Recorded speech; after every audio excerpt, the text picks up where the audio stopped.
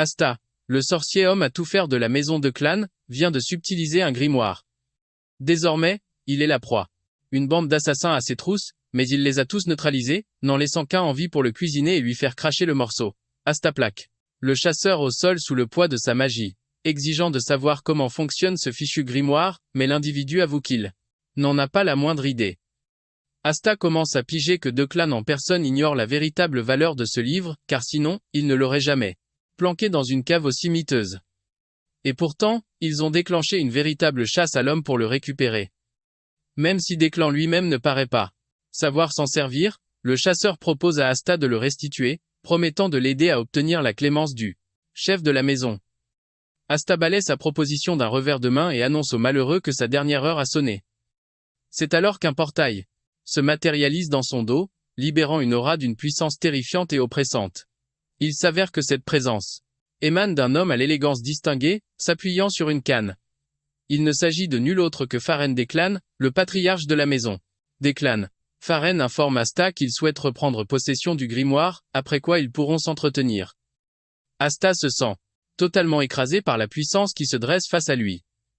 Voilà plus d'une décennie qu'il est l'homme de main des mages, et il a passé la moitié de ce temps au service de la maison des clans, mais c'est la toute première fois qu'il se retrouve face au patriarche de la maison.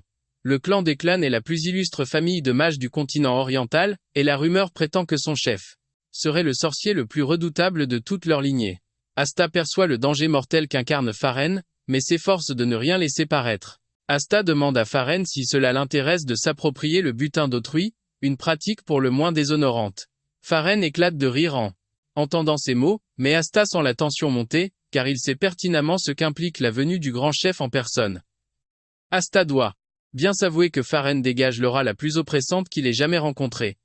Farren signifie alors à Asta qu'il pourrait l'anéantir sans le moindre effort pour lui reprendre le grimoire, mais qu'il préfère parlementer. Farren explique à Asta qu'il aimerait le voir réintégrer les rangs de la maison des clans. Il lui assure que toutes ses fautes seront pardonnées s'il accepte de revenir. Et, bien entendu, s'il restitue le grimoire. Farren concède qu'Asta possède un talent hors du commun et qu'il serait dommage de le gâcher. Farren se dit impressionné qu'un homme issu de la zone grise comme Asta ait pu maîtriser des techniques d'une redoutable efficacité. Farren embellit son offre, assurant à Asta qu'il pourrait atteindre des sommets s'il acceptait le soutien de la maison des clans pour son ascension. Après lui avoir fait miroiter tous les avantages d'un retour, Farren en vient au point le plus crucial. La restitution du grimoire. C'est à ce moment qu'Asta annonce à Farren qu'il accepte ses termes, ce qui arrache à ce dernier un soupir de soulagement. Cependant, Asta précise qu'il a une condition. Et c'est là qu'il formule l'exigence la plus insensée. Il demande à Farren de lui céder sa place à la tête de la maison, en échange de quoi il envisagera de rendre le grimoire, pour prouver le sérieux de sa folie. Asta met fin au jour du captif qu'il maintenait au sol. Ce geste rend Farren fou de rage, et il prévient Asta qu'il risque fort de le regretter amèrement. Asta sait que Farren n'a pas tort, mais il se lance tout de même à l'assaut. Uniquement pour mesurer l'écart de puissance qui les sépare. Farren part sans effort le sortilège azur d'Asta avec son bouclier écarlate. Farren comprend alors qu'il doit donner une bonne leçon à Asta, afin de lui faire comprendre qu'il ne joue pas dans la même cour. Niveau d'un calme olympien, Farren concentre son aura avant de déchaîner une vague d'énergie pure qui envoie Asta valser. Asta sent la chaleur lui lécher la peau, s'échappant de justesse. Il mesure alors toute la démesure du pouvoir que le chef de la maison a entre les mains. Pas la moindre faille dans sa garde. Et alors qu'Asta cherche une brèche, Farren le surprend, l'esprit ailleurs, et le signe d'un nouveau sort. Il lui lance alors, avec un mépris non dissimulé, que comparer leurs forces est une pure perte de temps, puisqu'il joue dans une toute autre ligue. Asta se voit bientôt piégé par un déferlement de magie impossible apparaît. L'impact le percute de plein fouet. Mais Farren a retenu sa puissance, et il le fait bien sentir à Asta. Il précise qu'il n'est pas venu pour l'éliminer, mais juste pour parlementer. Asta lui crache alors la question, qu'arriverait-il s'il daignait enfin rentrer au bercail, à la maison de clan. Farren rétorque qu'il ne goberait pas une seule seconde sa parole. Un sourire narquois naît sur le visage d'Asta, ravi que Farren ne soit pas dupe. Puisque les masques sont tombés, Asta prépare une nouvelle offensive. Il hurle à Farren qu'il en a marre de jouer les larbins et le toutou de service. Asta concentre alors toute sa puissance dans une incantation qui l'enveloppe d'une lumière aveuglante. Tel un projectile, il fonce sur Farren et déchaîne son pouvoir en hurlant qu'il refuse de retourner à la niche. Mais même cette déferlante de puissance, l'attaque ultime d'Asta se brise sur le bouclier invisible de Pharren. Pharren décide alors qu'il est temps de lui donner une leçon sur ce qu'est la véritable puissance. Avant qu'Asta n'ait pu esquisser un geste, il est balayé par une vague d'énergie qui le submerge et le noie dans ses propres souvenirs. Quand il reprend conscience, la silhouette de Pharren se dresse. Au-dessus de lui, le dévisageant avec mépris. D'une voix glaciale, Pharren lui demande s'il a enfin compris la définition du mot puissance. Asta concède que Pharren est d'une force écrasante. Et puisque Pharren tenait tant à discuter, Asta lui demande s'il est disposé à le laisser reprendre sa vie de mercenaire. Mais Pharren révèle qu'il a des projets bien plus grands pour lui qu'une simple vie de soldat de fortune. Il semblerait qu'il veuille qu'il devienne le nouveau patriarche de la famille Bongshin. Asta reste bouche bée, incapable de croire à l'offre que Pharren vient de lui faire. Étant donné que la maison de clan a une influence telle qu'elle pourrait rivaliser avec la couronne, Asta saisit leur stratagème, le placer à la tête de Blacé. La famille Bongshin pour qu'il leur jure fidélité, transformant sa maison en un pion sur leur échiquier. Asta perçoit enfin le véritable jeu de Pharren. Il plonge la main dans une poche dimensionnelle et en retire le grimoire. Un sourire suffisant s'étire sur les lèvres de Pharren. Il avoue à Asta que sa véritable cible, c'est lui. Et le grimoire. Pharren se réjouit, persuadé qu'Asta a enfin choisi la voie de la raison. Mais, au moment où il tend la main pour s'emparer du livre, Asta l'embrasse d'un simple geste, pétrifiant Pharren sur place. Stupéfait, Pharren ne peut que lui demander ce qu'il est en train de faire. Asta lui rétorque froidement qu'il n'a jamais été question de le lui céder. Pharren, fou de rage, promet alors à Asta qu'il connaîtra une fin des plus horribles. C'est alors qu'Asta révèle la vraie raison de sa vie de mercenaire, ce n'était pas pour l'argent. La vérité éclate. La rage d'Asta vient du fait que l'un de ses frères d'armes a été littéralement consumé par le jeune héritier des clans, qui s'adonnait à la magie noire. Évidemment, la maison d'Éclat a tout fait pour enterrer l'incident. Pharren accuse le coup, comprenant soudain que la croisade d'Asta n'est pas une simple rébellion, mais une pure vengeance. Asta le corrige aussitôt, il ne cherchait pas la vengeance, mais la justice pour ses camarades tombés au combat. Asta ajoute même qu'il voyait ses récents faits d'armes comme une façon de tirer sa révérence. Puis il annonce que ce sont là ses ultimes paroles. À peine a-t-il terminé sa phrase que Pharren le submerge de flammes, lui ordonnant de brûler et de maudire ses décisions. Pourtant, au milieu du brasier, la voix d'Asta s'élève dans un cri de défi, hurlant à Pharren qu'il ne regrette absolument rien. Asta était prêt à payer le prix ultime, pourvu qu'il n'ait plus jamais à œuvrer pour la maison des clans. Alors que les flammes le dévorent, Asta perçoit enfin le goût de la liberté. Et il se jure que si une nouvelle vie lui est offerte, il mènera sa vengeance à bien. Soudain, Asta ressent une sensation des plus étranges, comme si le temps venait de se figer. Asta est totalement déconcerté, mais pour une raison obscure, le grimoire reste actif entre ses mains.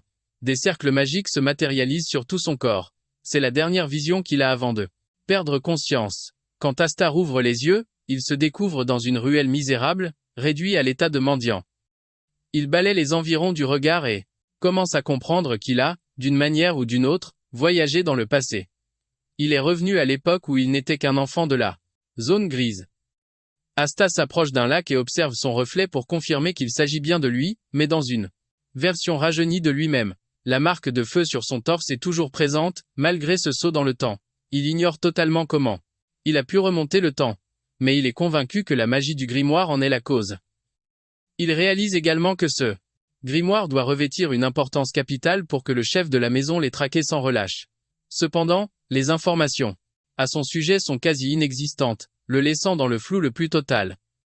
Puisqu'il est revenu dans le passé, s'offrant une seconde chance, Asta se dit qu'il est temps pour lui d'accomplir ce qu'il a toujours désiré. Il songe à sa mission, à son objectif, qui était également celui de son camarade.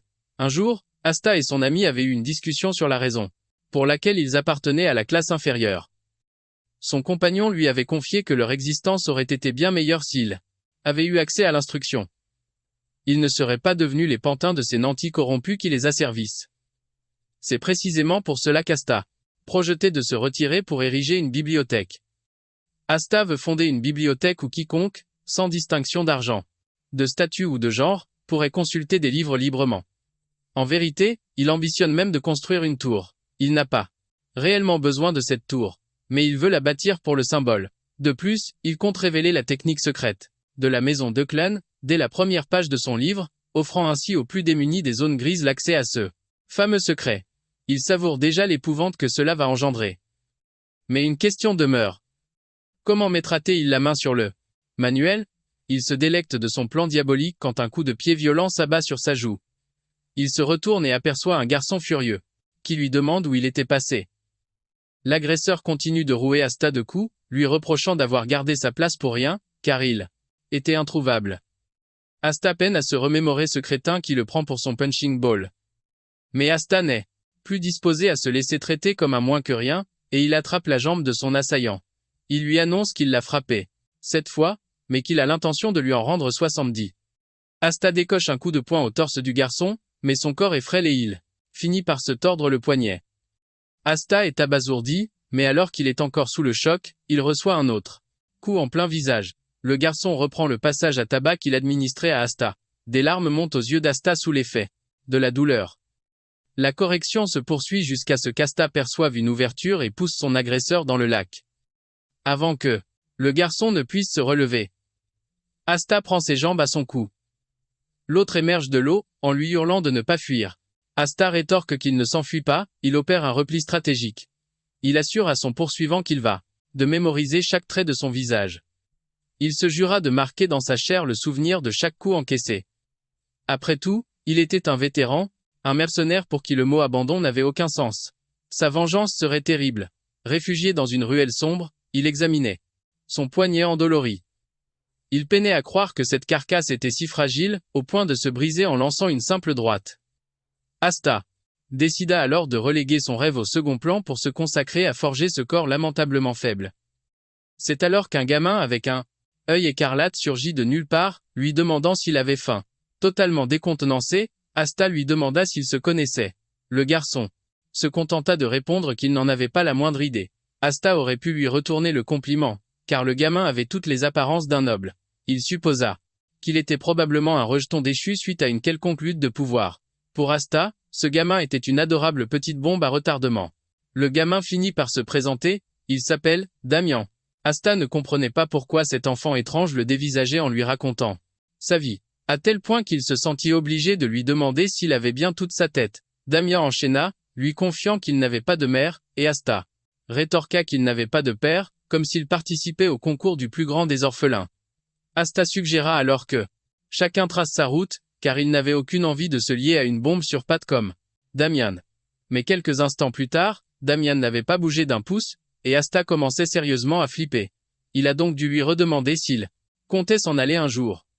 Contre toute attente, Damian lui annonça qu'il l'accompagnerait. Une petite voix dans la tête d'Asta lui suggéra de coller une baffe au gamin, histoire de lui remettre les idées en place. Cependant, il se contenta de dire à Damian de le laisser tranquille. C'est précisément à cet instant que Damian remarqua sa blessure et approcha sa main de sa tête. Il lui assura alors qu'il pouvait le soigner, arborant un sourire des plus inquiétants. Sur le visage, il invoqua un cercle magique lumineux qui se mit à diffuser des particules curatives. Asta crut d'abord à une simple magie de contact, mais il comprit vite son erreur. Ce qu'il voyait n'était pas une simple imposition des mains, mais la fameuse lumière de guérison. Une technique secrète, apanage de la Maison Blanc d'Or. Et si ses souvenirs étaient bons, la Maison Blanc d'Or avait été anéantie par la Maison des Clans. Asta n'arrivait pas à croire qu'il venait de mettre les pieds dans un tel guêpier. Il commença à se demander ce qu'un héritier des Blancs d'Or fichait dans la zone grise. Il réalisa soudain qu'à cette époque, la famille Blanc d'Or était censée être au sommet de sa puissance. Tandis qu'il était perdu dans ses pensées, Asta interpella Damian par son nom. Ce dernier répondit avec un enthousiasme débordant, dévoilant son autre œil, d'un vert profond. Le gamin avait les yeux verrons, et cette vision déclencha chez Asta le souvenir foudroyant d'un détail capital, qu'il avait totalement occulté. Cet enfant aux yeux verrons n'était autre que celui qui deviendrait le monstre de Blanc d'Or. Il était le boucher d'aimant, celui que même la mort refusait de prendre. Une fois la guérison d'Asta achevée, Damian s'accroupit sur le sol, pour compter les fourmis, tel un enfant ordinaire, laissant Asta en plein désarroi. Avant sa régression, alors qu'il n'était encore qu'un simple sbire, la famille de Clan l'avait envoyé avec ses camarades en mission chez les Blancs d'Or. Officiellement, la famille Blanc d'Or requérait leur aide pour neutraliser un monstre qui hantait leur domaine. En route, Asta et ses compagnons s'imaginaient affronter un ogre ou une créature du même acabit. Mais en arrivant sur les lieux, ils découvrirent une scène d'une horreur absolue. C'était Damian, en train de mettre en pièces des hommes comme si de rien n'était. Le gamin lançait des sorts de guérison, magiques à l'infini, hilar, se battant avec la fureur d'un démon. C'est ce jour-là qu'il gagna son surnom, le monstre de Blandor. Un véritable boucher, impossible à abattre. Asta choisit de chasser ses souvenirs pour se focaliser sur l'instant présent. Il se demande ce qu'un descendant direct de la lignée Blandor peut bien fabriquer ici, devant lui. Après tout, il est pratiquement le seul héritier de la maison, ce qui rend sa présence dans la zone grise totalement incongrue. C'est alors que Damian lui fait une proposition, pour le moins surprenante. Il suggère à Asta qu'il devrait manger. Damian explique que sa mère lui a toujours dit de bien manger pour être en bonne santé. Et il met la faiblesse d'Asta sur le compte de son estomac vide. Asta ne peut qu'acquiescer, forcée de reconnaître que le gamin a totalement raison. Asta lui demande alors s'il a de l'argent sur lui. Damian répond par l'affirmative et sort une bourse pleine à craquer de pièces d'or. Le visage d'Asta s'illumine à cette vue, et il déclare sur le champ qu'ils sont désormais les meilleurs amis du monde. Damian est déconcerté par cette amitié si soudaine, mais Asta parvient à embobiner le jeune garçon. Il lui explique que les vrais amis, ça partage tout ce qu'ils possèdent. Damian, naïf, tombe dans le panneau, et approuve. Asta suggère alors d'aller se remplir la panse, ce que Damian accepte avec enthousiasme. Une fois leur repas terminé, ils trouvent refuge dans un abri. Le ventre d'Asta est plein pour la première fois depuis une éternité. Damian s'étonne de voir qu'il y a une maison juste au-dessus d'eux, l'endroit où ils ont mangé. Il confie qu'il dormait dehors et lâche soudainement qu'il n'a pas de père, lui non plus. Asta le reprend, affirmant qu'il a bien un père, mais Damian refuse de le reconnaître. Asta enchaîne et demande à Damian s'il a une mère, mais Damian répond que non. Pour faire simple, il considère qu'ils n'existent pas puisqu'ils ne sont pas à ses côtés. Asta commence enfin à saisir la situation et tente de reconstituer le puzzle. Il demande à Damian depuis combien de temps il est seul. Damian lui révèle alors qu'après s'être enfui de chez lui, il a dormi 10 fois. Asta se demande si Damian est pourchassé, car cette histoire de 10 sommeils l'intrigue. Asta en déduit qu'il est parti depuis 10 jours. C'est là que Damian précise qu'il a aussi fait des siestes. Parfois même, 2 par jour. Cependant, le nombre total de fois où il a dormi s'élève à 10. Avec cette information en tête, Asta conclut qu'il a quitté sa famille depuis au moins 3 ou 4 jours. Damian se comporte comme n'importe quel enfant, et Asta réalise que même les plus grands psychopathes ont un jour été innocents. Puisque Damian est tout seul, Asta décide de jouer les babysitters et, par la même occasion, de tisser un lien avec la famille Blandor. Il sait que cela lui sera sans aucun doute d'une grande aide quand viendra le moment d'affronter la famille de Clan. Cependant, Asta reste hanté par le souvenir de l'homme qui l'a roué de coups 57 fois. Avant de s'allonger, Asta prévient Damian de ne pas le déranger car il a quelque chose d'important à faire. Damian devine instantanément qu'Asta veut pratiquer sa respiration. Apparemment, dans sa vie antérieure, Asta avait bâti ses fondations magiques sur des bases trop simples, ce qui l'avait poussé à s'infiltrer parmi les nobles, pour leur dérober des sortilèges. Il a frôlé la mort à de multiples reprises, mais a réussi à obtenir plusieurs sorts, comme celui du corps renforcé, utilisé par les chevaliers. Il en a acquis plusieurs autres, mais c'est au seuil de la mort qu'il a finalement entrevu le véritable pouvoir. Cependant, cette fois-ci, son objectif est de devenir bien plus fort. Le sortilège qu'il convoite est l'art fondamental des déclans, la technique de l'origine céleste. C'est un art primordial qui permet l'assimilation de tous les attributs du mana. Il l'avait mémorisé jadis pour ses recherches, et il se réjouit de pouvoir enfin l'utiliser. Il l'emploie enfin. C'est la fameuse technique de respiration. À l'instant même où il l'active, une vague de puissance déferle sur lui, comme si de la lave en fusion parcourait ses veines. Bien que la douleur soit insoutenable, Asta est résolu à la supporter. Soudain, il voit les impuretés s'extraire de son corps et se consumer. Il se trouve que cette technique est réservée à l'élite des nobles, et elle force le mana à circuler pour purger les impuretés des circuits. Asta se plonge corps et âme dans ce processus, et se retrouve bientôt baignant dans un océan de mana. Lorsqu'il émerge enfin de cette épreuve douloureuse, Damian a sombré dans le sommeil. Il est stupéfait de constater qu'il ne reste plus la moindre impureté dans ses circuits. De surcroît, son mana est désormais totalement purifié, bien plus puissant que dans sa vie passée. Il sait toutefois que, même avec cet atout, terrasser des clans reste une mission impossible. Néanmoins, ses chances de victoire viennent de grimper en flèche. Asta se remotive, se rappelant qu'il est un expert des situations désespérées, du genre à ne jamais lâcher l'affaire. Un peu plus tard, Asta aide Damian à se teindre. les cheveux en brun, et lui trouve d'autres vêtements pour masquer son identité. Pour parfaire le déguisement, il lui file une casquette. Damien lui demande alors la suite du programme, et Asta lui annonce qu'ils sortent pour foutre le bordel. Quelques instants plus tard, Asta tombe sur le type qui l'avait frappé 57 fois. Dès que ce dernier l'aperçoit, il lui demande où il avait bien pu passer. Mais avant qu'il ait le temps de cracher d'autres insanités, Asta lui décoche un direct dans l'estomac.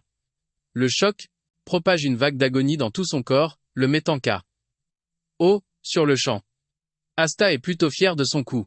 Il a visé juste. Mais Asta est loin d'en avoir terminé avec lui, car il a bien l'intention de lui en coller 123. Le reste de la bande n'a pas tardé à entendre le raffut et ils ont rappliqué pour voir que leur petit protégé était la source de tout ce boucan. Dans sa tête, Asta savoure déjà d'avance toutes les horreurs qu'il va leur faire subir. Il laisse alors exploser sa rage et se met à démolir les autres. Il infuse son point de mana pour que chaque impact soit un supplice. Damien, en retrait, observe Asta déchaîner sa fureur, et il jubile à chaque seconde. Pour pimenter les choses, Damien se met à soigner les types pour qu'ils puissent encaisser encore plus de corrections de la part d'Asta. Le premier à en profiter est justement celui avec qui Asta a un compte personnel à régler. Le gars croit que Damien l'aide, jusqu'à ce qu'Asta le chope en lui rappelant le nombre exact de coups qu'il compte bien lui administrer. Une fois lassé de les cogner à main nue, Asta décide de passer au canne. Il cravache le chef de la bande avec une telle force que son postérieur se met à fumer. Mais il n'a toujours pas terminé son affaire. Il appelle Damien pour le remettre sur pied, histoire de pouvoir recommencer le manège. Pour la victime, ce ne sont pas des gamins qu'il a en face de lui, mais une bande de démons sadiques qui en ont après sa peau. Quand Asta s'est bien amusé durant toute la journée, il décide finalement que ça suffit. Et pour couronner le tout, il remercie ses victimes pour leur coopération. Il s'est servi d'eux comme de punching balls personnels, et il se sent pleinement satisfait. Il a réussi à distribuer plus de 100 coups par tête, ce qui donne un total de plus de 1000 impacts, et il est fier de sa performance. Le chef des victimes demande alors poliment à Asta s'ils peuvent disposer, et il acquiesce. Le type rappelle alors à Asta qu'il est sur son territoire, insinuant discrètement que c'est plutôt à Asta de déguerpir. Asta saisit l'allusion et le foudroie du regard, libérant une aura si terrifiante qu'elle cloue sur place le type et ses compères de se mettre à l'écart. C'est à cet instant précis qu'Asta perçoit une présence qui se rapproche d'eux. Il devine que l'individu en question est redoutable, à la manière d'un tueur à gages. C'est là qu'il comprend que leur cible pourrait bien être Damien. Asta s'étonne qu'on ait pu les pister malgré toutes ses précautions. Il prend alors conscience qu'il se trouve dans une fâcheuse position. Mais il n'a aucune intention de rester là à attendre passivement l'assaut. Ayant lui-même été un assassin dans sa vie antérieure, il a été maintes fois confronté à des situations critiques, et celle-ci n'y fait pas exception. Il concentre alors toute l'énergie magique à sa disposition et la compresse à de multiples reprises. Grâce à cela, il façonne une sphère de mana qu'il pointe directement sur l'individu qui leur fonce dessus. Il décoche son projectile, mais son adversaire exécute une glissade soudaine sur les genoux, esquivant l'attaque avant de hurler le nom de Damien tout en l'interpellant comme son jeune maître. L'homme glisse jusqu'au pied de Damien, et il s'avère que ce dernier sait parfaitement de qui il s'agit. Visiblement, c'est un majordome au service de la famille, et il se nomme Alfredo. Il étreint Damien avec force, mais le jeune garçon lui ordonne de le lâcher. Alfredo s'y refuse, prétextant qu'il a pour mission de ramener Damien auprès des siens. Asta, juste derrière, observe cette scène pour le moins singulière se dérouler sous ses yeux. Il comprend enfin que Damien a fugué de chez lui. Une fois les présentations achevées, Alfredo invite Asta à les accompagner jusqu'au domaine familial, arguant que Damien semble s'être pris d'affection pour lui. Asta prend un instant pour peser le pour et le contre de cette proposition. Tout ce qu'il sait, c'est qu'il s'agit d'une famille de haut rang, mais il peine à véritablement discerner leurs intentions réelles. Il n'y était jamais allé, mais comme le domaine familial est sur la route de la ville, l'occasion est parfaite. L'académie de Zenion est également toute proche, et vu que sa bibliothèque est réputée comme l'une des meilleures, Asta compte bien y faire un tour en vue de bâtir sa propre collection. Après avoir pesé le pour et le contre, Asta accepte la proposition. Peu après, ils atteignent le domaine familial. Asta descend de la calèche, réalisant que c'est la toute première fois qu'il met officiellement les pieds dans cette demeure. L'heure étant déjà avancée, Alfredo leur suggère de se reposer. Il demande à une servante, Lance-Ancy, de s'occuper des jeunes garçons. Lance fusille Damien d'un regard glacial, et ce dernier comprend aussitôt qu'il est dans de beaux draps. Plus tard cette nuit-là, Alfredo se présente aux appartements de la matriarche, Gamo. Il l'informe que Damen a été retrouvé dans la zone grise. Et qu'il vient tout juste de le ramener. Gamo, femme au sang chaud, laisse éclater sa fureur en un sort d'attaque dévastateur avant même d'apprendre que son fils est en parfaite santé. Elle pousse un soupir de soulagement, aussitôt imité par Alfredo. Il savait pertinemment que quiconque aurait osé toucher à un cheveu de Damian aurait signé son arrêt de mort. Il faut dire que Gamo était autrefois surnommée la sorcière de sang, et sa colère est une force de la nature impossible à contenir. Une fois calmé, Gamo félicite Alfredo pour son efficacité. Avant de se retirer, ce dernier ajoute qu'il a encore une chose à lui dire. Alfredo révèle à Gamo que le nouvel ami de Damen, un certain Asta, avait détecté sa présence, bien avant qu'il ne se manifeste. En réaction, le garçon avait déjà préparé une contre-offensive.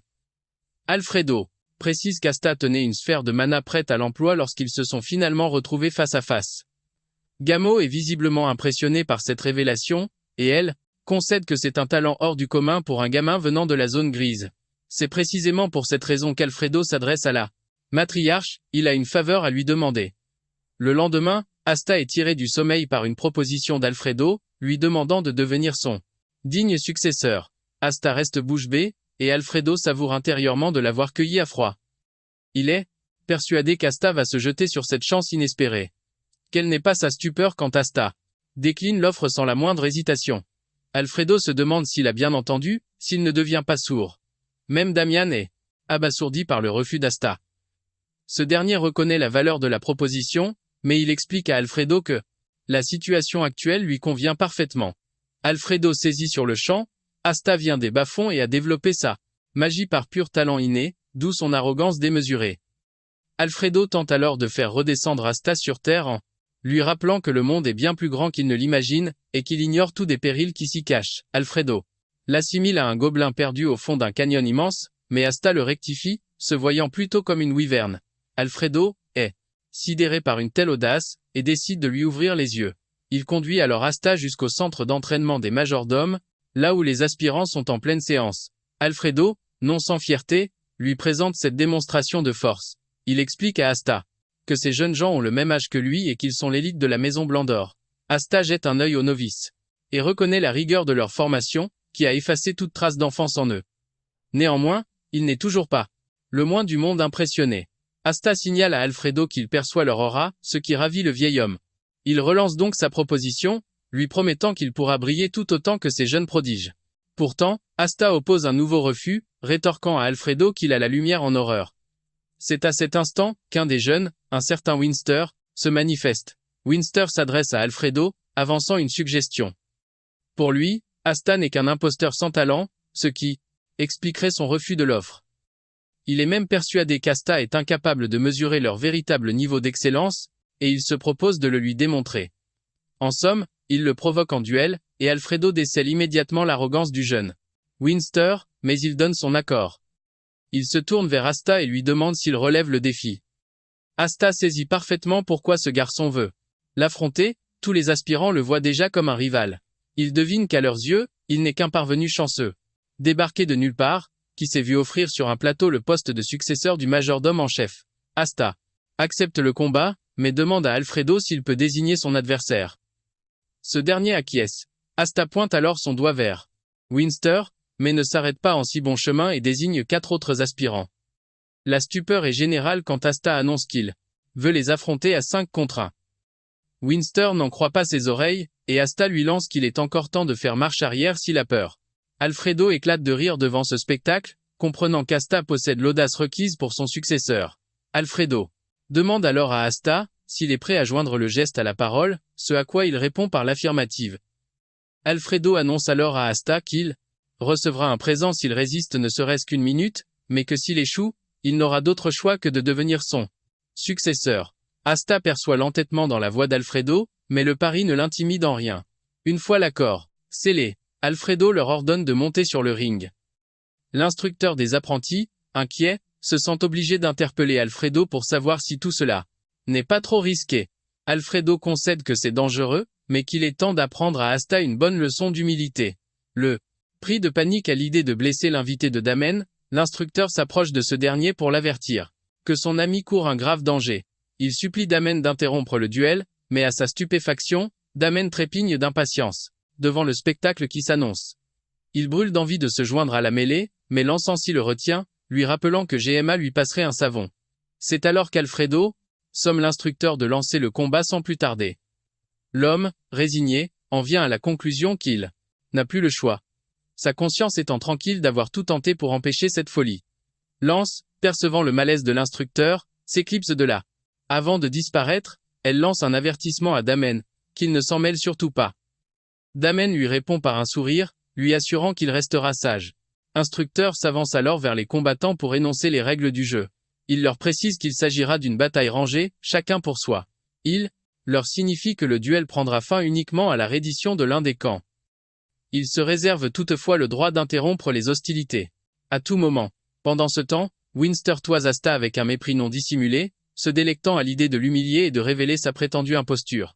Sur ce, l'instructeur donne le signal et sans perdre une seconde, Asta propulse un point chargé de mana directement dans l'estomac de Winster. L'impact l'envoie valser en arrière, plié en deux par la douleur et suffocant. Avant même que Winster ne comprenne ce qui lui arrive, Asta a déjà neutralisé le reste des apprentis. Tout gise au sol, se tordant dans d'atroces souffrances, seul Winster tient encore péniblement sur ses jambes. Asta le dévisage, avec un air de prédateur, lui promettant de lui faire vivre des sensations inoubliables. Asta prononce ces mots, tout en jonglant nonchalamment avec des sphères de mana. Il annonce à Winster la première leçon du jour, ne jamais, au grand jamais, sous-estimer son adversaire, quelle que soit sa taille. Winster blêmit, terrifié, en réalisant la facilité déconcertante avec laquelle Asta manipule ses orbes d'énergie pure. Winster n'ignore rien de la maîtrise requise pour un tel exploit.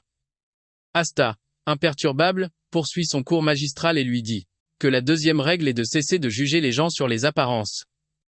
Pour illustrer son propos, Asta bombarde Winster et ses comparses d'une véritable averse de sphères de mana.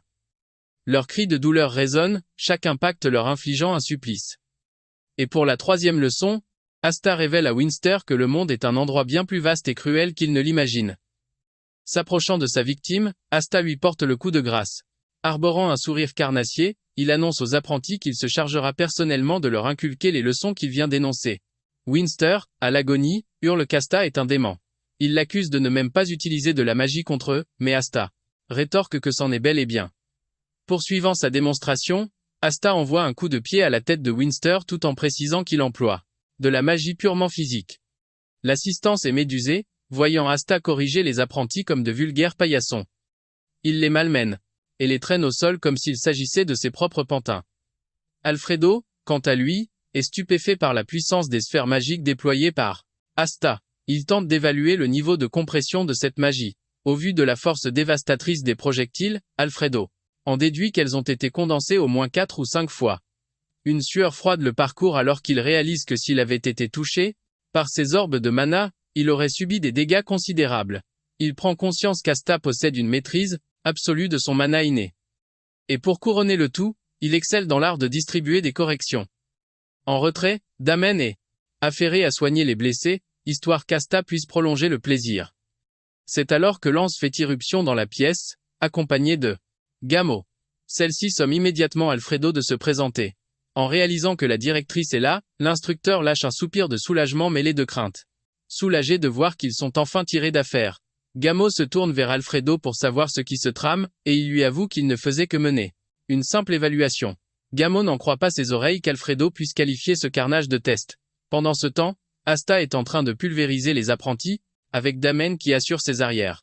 Exaspéré, Gamo ordonne à Alfredo de rassembler ses troupes et de leur dire à sonner la retraite. Dans la foulée, elle intime à Damen et Asta de regagner leur quartier. C'est alors qu'elle s'avance vers l'instructeur et lui annonce froidement qu'il est viré, laissant le pauvre type sous le choc. Plus tard cette nuit-là, Gamo fait comprendre à Alfredo qu'il a dépassé les bornes, même si ses intentions étaient louables. Alfredo reconnaît sa faute et assure à Gamo qu'il est prêt à en assumer les conséquences. Gamo cherche alors à savoir si Asta a bénéficié de l'aide de Damian durant l'affrontement, ce qu'il nie. Alfredo explique qu'Asta a simplement un talent naturel pour distribuer des corrections. Alfredo poursuit en révélant à Gamo qu'Asta a de nouveau utilisé sa fameuse balle magique. Sauf que cette fois, il l'a compressée à plusieurs reprises pour en décupler la puissance. En entendant ça, Gamo comprend qu'Asta possède une maîtrise de son mana tout à fait exceptionnelle. Gamo n'a peut être pas tout vu, mais elle est arrivée juste à temps pour voir Asta corriger 5 apprentis simultanément, avec une facilité déconcertante. Gamo sait pertinemment que manipuler une balle magique est un véritable défi, y compris pour un mage de haut rang. Elle enchaîne en interrogeant Alfredo sur la fameuse proposition de succession, mais il doit informer la matriarche qu'Asta l'a balayé d'un revers de main. C'est là que Gamo réalise qu'elle a sérieusement sous-estimé ce garçon. Elle ordonne à Alfredo de lui faire venir Asta sur le champ. Quelques instants plus tard, Asta se retrouve face à Gamo, mais Damen est également présent, grignotant des biscuits tel le parfait petit prince. Avant que Gamo ne puisse prononcer le moindre mot, elle dépose une boîte sur la table, destinée à Asta. Ce dernier est interloqué, et Gamo lui rappelle qu'Alfredo et lui avait promis une récompense. Asta est d'autant plus stupéfait de voir que le cadeau vient de Gamo en personne. Elle l'invite à ouvrir la boîte, et ce qu'il y découvre le laisse sans voix. Un objet d'une qualité exceptionnelle. La surprise d'Asta est totale car même au sein de la famille Blandor, seuls les membres des 5 plus hautes divisions de mages ont droit à un tel privilège. Forcément, Asta sent qu'il y a anguille sous roche. Comme si elle lisait dans ses pensées, Gamo l'assure qu'il peut accepter ce présent. L'esprit tranquille. Gamo précise que c'est pour remercier Asta d'avoir aidé son fils dans la zone grise, et aussi en guise d'excuse pour les événements qui se sont déroulés plus tôt. Mais Asta, méfiant, ne compte pas tomber dans le panneau et demande à Gamo s'il devra en contrepartie rejoindre la maison Blandor en consommant l'objet, ce qu'elle dément formellement. Il demande alors si l'objet est empoisonné, mais sa réponse est toujours négative. Asta n'en revient pas d'apprendre qu'il n'y a absolument aucune condition attachée à ce cadeau. Il remercie alors la dame pour sa générosité. C'est alors que Gamo ajoute qu'elle a une proposition à lui faire. À cet instant précis, Asta se dit qu'il avait raison de se méfier. Gamo dévoile son plan, arranger l'admission d'Asta à l'académie pour qu'il puisse y accompagner Damian. Asta ne comprend pas bien, alors Gamo lui explique que Damian aurait dû intégrer l'académie l'an passé, mais qu'il avait refusé net, reportant l'échéance à cette année. Cependant, Gamo n'avait pas anticipé que son fils prendrait la fuite de la Asta. Elle a bien vu que Damen apprécie la compagnie d'Asta, et c'est la raison de sa demande. Asta comprend alors que Gamo est en train de jouer sa meilleure carte pour s'assurer que Damen reste à l'académie, car si elle le force, il s'enfuira à nouveau. De son côté, Asta flaire l'opportunité en or. Après tout, l'académie pourrait lui offrir une quantité de liens, il ne croit pas que l'idée soit mauvaise. En fait, il la sait excellente, mais il ne peut s'empêcher de sentir comme une chaîne invisible se resserrer autour de son cou. Il choisit donc de dire à la matriarche qu'il a besoin de temps pour peser le pour et le contre. Gamo acquiesce à sa décision, et elle lui signifie qu'elle patientera pour sa réponse. Curieuse, elle l'interroge ensuite sur les raisons de son refus de devenir le prochain héritier. Asta, sentant la présence indiscrète d'Alfredo derrière la porte, décide de piquer son orgueil au vif. Il répond nonchalamment à la dame que ses propres genoux ont bien trop de valeur pour lui. Une manière à peine voilée de dire qu'il ne s'agenouillera devant personne, un message direct pour l'indiscret, qui se planque étant l'oreille. De retour dans sa chambre, Asta absorbe l'artefact et le résultat le laisse pantois, devant les transformations qui s'opèrent en lui. Son mana a explosé, et ce, avec une simple absorption de 10%. Sa propre morphologie est également en pleine mutation, se rapprochant de celle d'un flammehorn. Ce qui sidère encore plus Asta, c'est que l'assimilation de l'objet ne laisse la moindre impureté dans son organisme. Quant à l'académie, sa réflexion est terminée, sa décision est prise. Il est bien conscient qu'intégrer cette institution est le chemin le plus court pour trouver un mécène. Les avantages sont légion, c'est indéniable, mais il ne peut se défaire du sentiment de mettre le pied dans un engrenage. Pour s'éclaircir les idées, Asta décide d'aller faire un footing. À peine a-t-il franchi le seuil de sa chambre qu'une voix l'interpelle, lui demandant s'il est bien Asta. Il pivote pour faire face à l'inconnu, qu'il a apostrophé. Il jauge son apparence, marquée par une chevelure blond platine. Sachant que Damen est l'héritier direct, Asta en déduit que ce type doit être de la même famille. Malin, Asta décide de bluffer, affirmant qu'il n'est pas l'Asta qu'il recherche. L'interlocuteur est décontenancé, le visage qu'il a en face de lui correspond parfaitement à la description qu'on lui a fournie. Asta enfonce le clou, prétextant que la couleur de ses cheveux varie avec la lumière, et que par conséquent, beaucoup de détails pourraient être trompeurs. Le blondinet, presque convaincu, conclut à une méprise et tourne les talons en s'excusant pour le dérangement. C'est à cet instant précis qu'Alfredo déboule en trombe, lâchant le nom d'Asta au pire moment imaginable. Le majordome est venu pour insister sur cette histoire de service, mais sa gaffe vient de griller la couverture d'Asta aux yeux de Poindard, l'inconnu qui était sur le point de s'en aller. Celui-ci se retourne sur le champ, un sourire narquois aux lèvres, clamant qu'il avait raison, car Asta a vraiment une sale tête. Coincé, Asta n'a d'autre choix que d'abandonner sa supercherie et d'admettre être celui qu'il recherchait. Le mensonge irrite profondément son interlocuteur, mais la présence d'Alfredo le pousse à la retenue. Néanmoins, il lance un défi à Asta, le retrouver plus tard au hall des mages pour lui apprendre les bonnes manières à sa façon. Une fois le provocateur parti, Alfredo s'enquiert naïvement de la situation, mais Asta le rassure d'un non. Intérieurement, Asta bouillonnait et cherchait justement un exutoire pour sa frustration, et ce type arrogant lui apparaît comme le cobaye idéal. Asta compte bien se rendre au hall des mages un peu plus tard pour lui régler son compte. Changeant de sujet, Asta demande à Alfredo s'il peut s'entretenir avec Gamo sur le champ.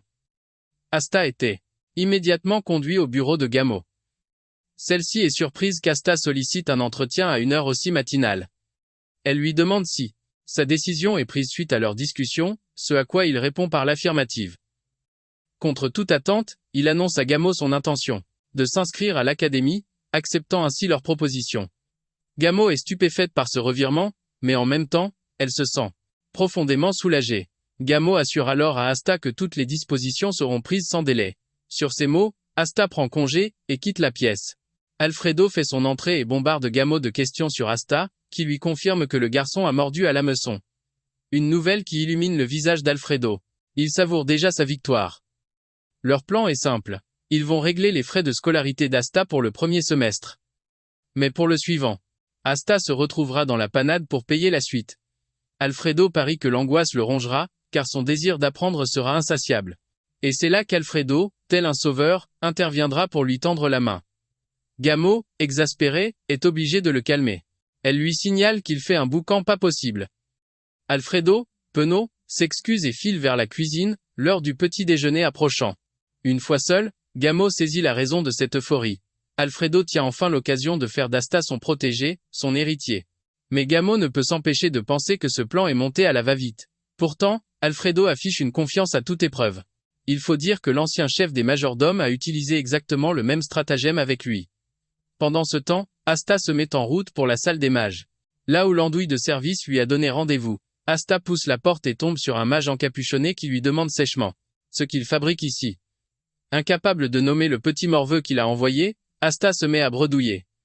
C'est alors que le mage change radicalement de ton, tout joyeux, et lance à Asta qu'il l'attendait avec impatience. Il lui fait signe de le suivre et le guide vers une autre salle. Il l'invite à entrer, non sans lui dire de faire gaffe à sa tête. À peine le seuil franchi, Asta se fait accueillir par une rafale de parchemins volants, qui fusent dans tous les sens. Il pige aussitôt l'avertissement du mage. Au milieu de ce chaos, il aperçoit un type qui s'avance vers lui. Il se présente, Wenji von Blondor. Il demande à Asta s'il est là pour voir son petit frère, ce qui laisse notre héros complètement perplexe. Il se demande si le petit prétentieux qu'il a croisé serait son frère. Décidément, il y a une chose qu'Asta a apprise sur les mages durant sa vie passée. Ils partagent tous une particularité capillaire assez tragique. Au début, tout commence par des cheveux un peu en pagaille. Puis ils finissent par s'en arracher des touffes entières, jusqu'à ce que plus rien ne pousse. En gros, Asta a classifié le phénomène en 3 phases distinctes. Phase 1, le déni. Le mage refuse d'admettre la chute et se cache sous sa capuche. Vient ensuite la phase 2. La résignation. Il laisse tomber et expose fièrement son crâne lisse au grand jour. Et enfin, la phase 3, l'acceptation pure et simple de la réalité, où ils embrassent leur destinée en se rasant complètement la tête. Mais il existe une 4e phase, officieuse, où ils se lancent dans une quête désespérée. Pour accomplir l'impossible. Ils s'acharnent à créer un sortilège de repousse capillaire, mais jusqu'à présent, personne n'y est jamais parvenu. Étrangement, aucune de ces théories ne semble s'appliquer à Wenji, qui se tient là, avec sa chevelure parfaitement intacte. Avant toute chose, Wenji tient à s'excuser pour le comportement de son petit frère envers Asta. Asta lui demande alors si, par hasard, il travaille dans une académie. Wenji lui apprend qu'il n'est autre que le vice-doyen en fonction, tout en lui servant un verre. Asta est bluffé qu'un type comme Wenji occupe déjà un tel poste dans une académie, quelle qu'elle soit.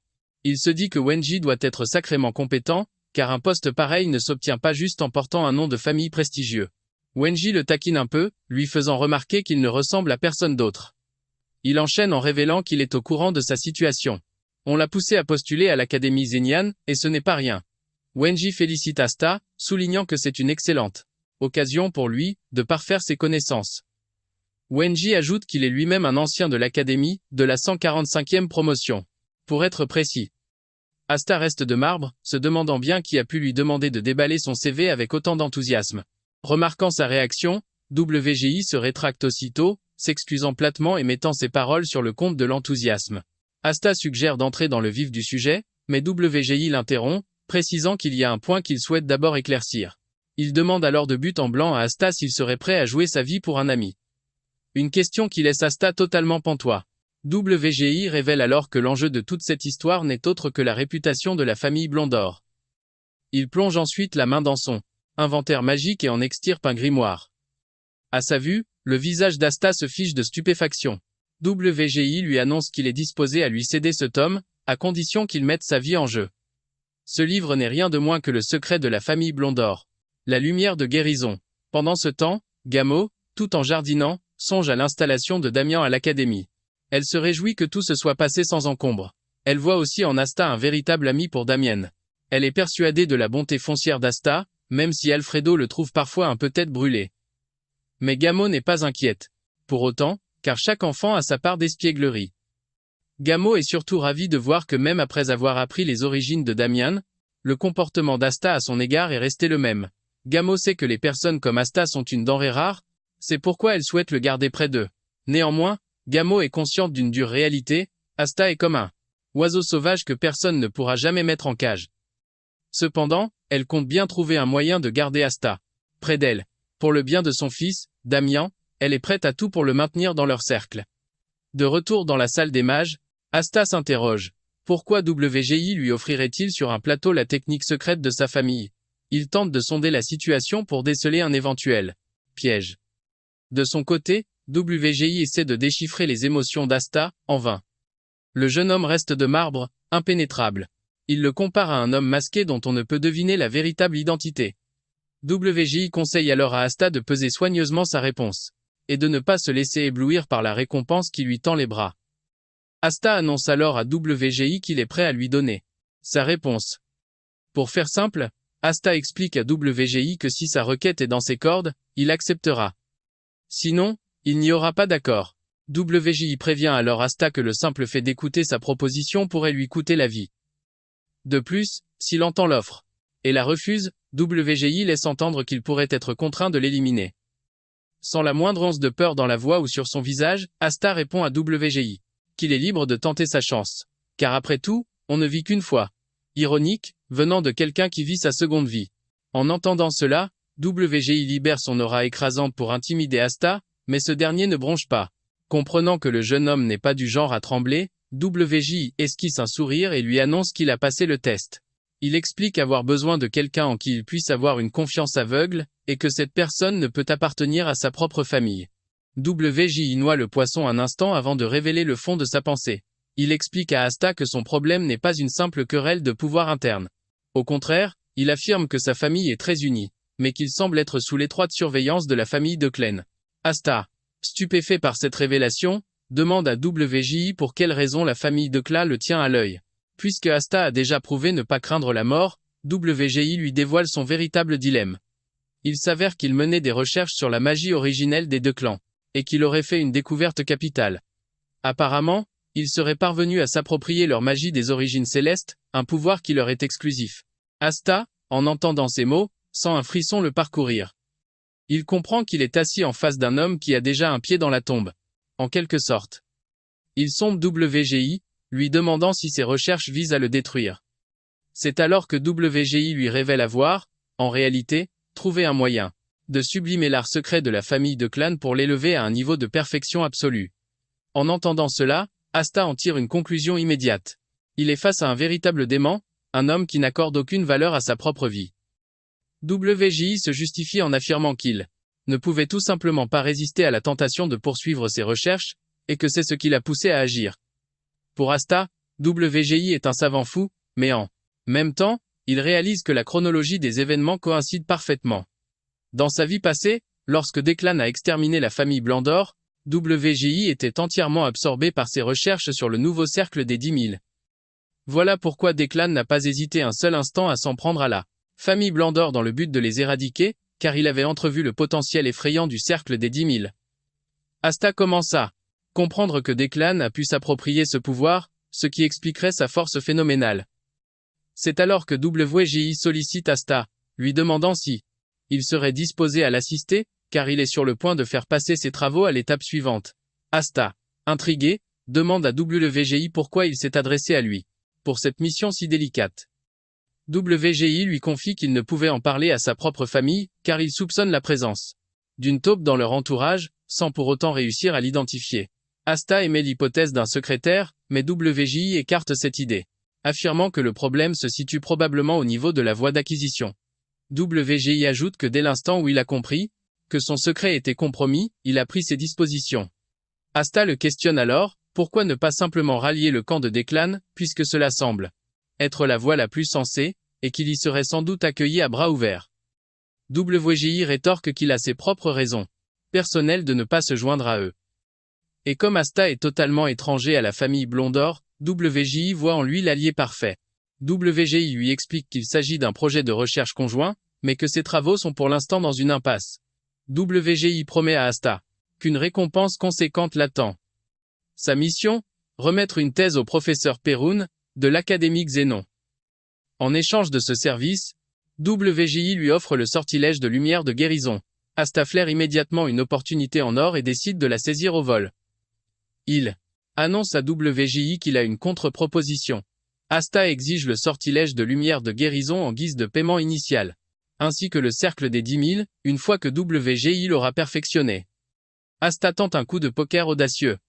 Lorsque WJI entend cette proposition, il ne peut s'empêcher de penser qu'Asta est un vaurien au culot monstre. Mais la mission étant capitale, WJI n'a d'autre choix que d'accepter l'accord.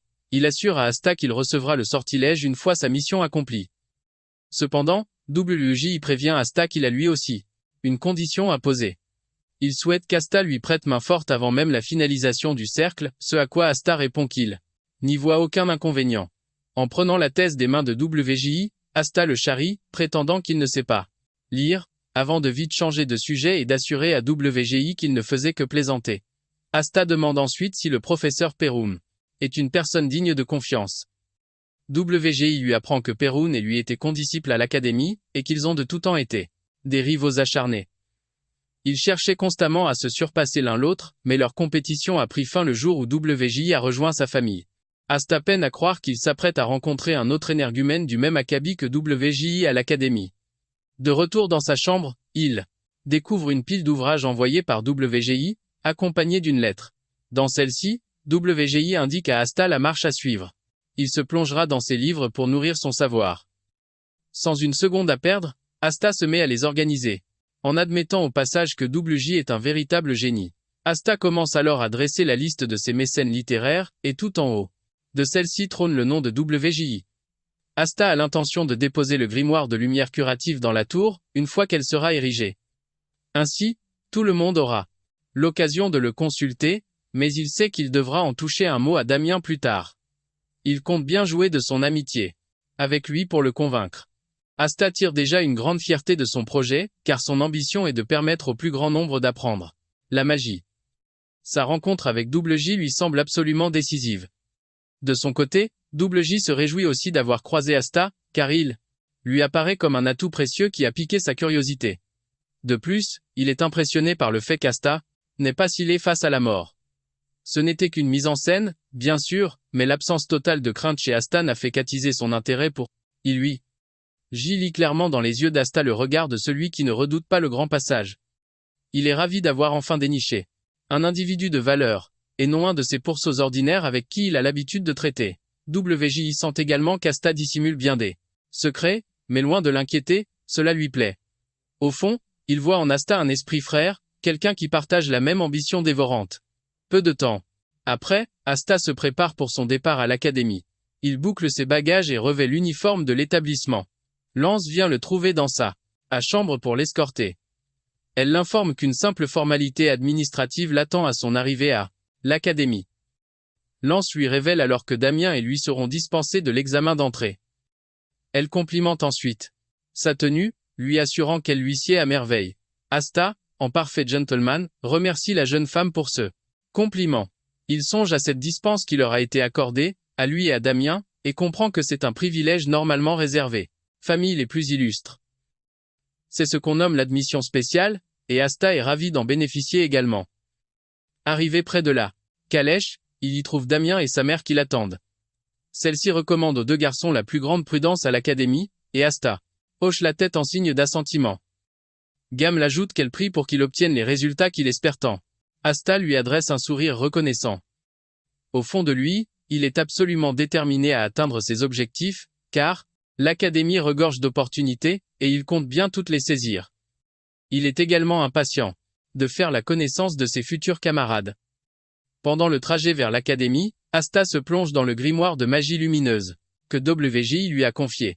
Il est bluffé par la clarté des interprétations du livre, qui rendent tout limpide. Visiblement, chaque noble possède sa propre méthode d'interprétation des techniques, mais en comparaison des autres, Asta est convaincu que celle de WJI est en parfaite harmonie avec le principe céleste de Declan.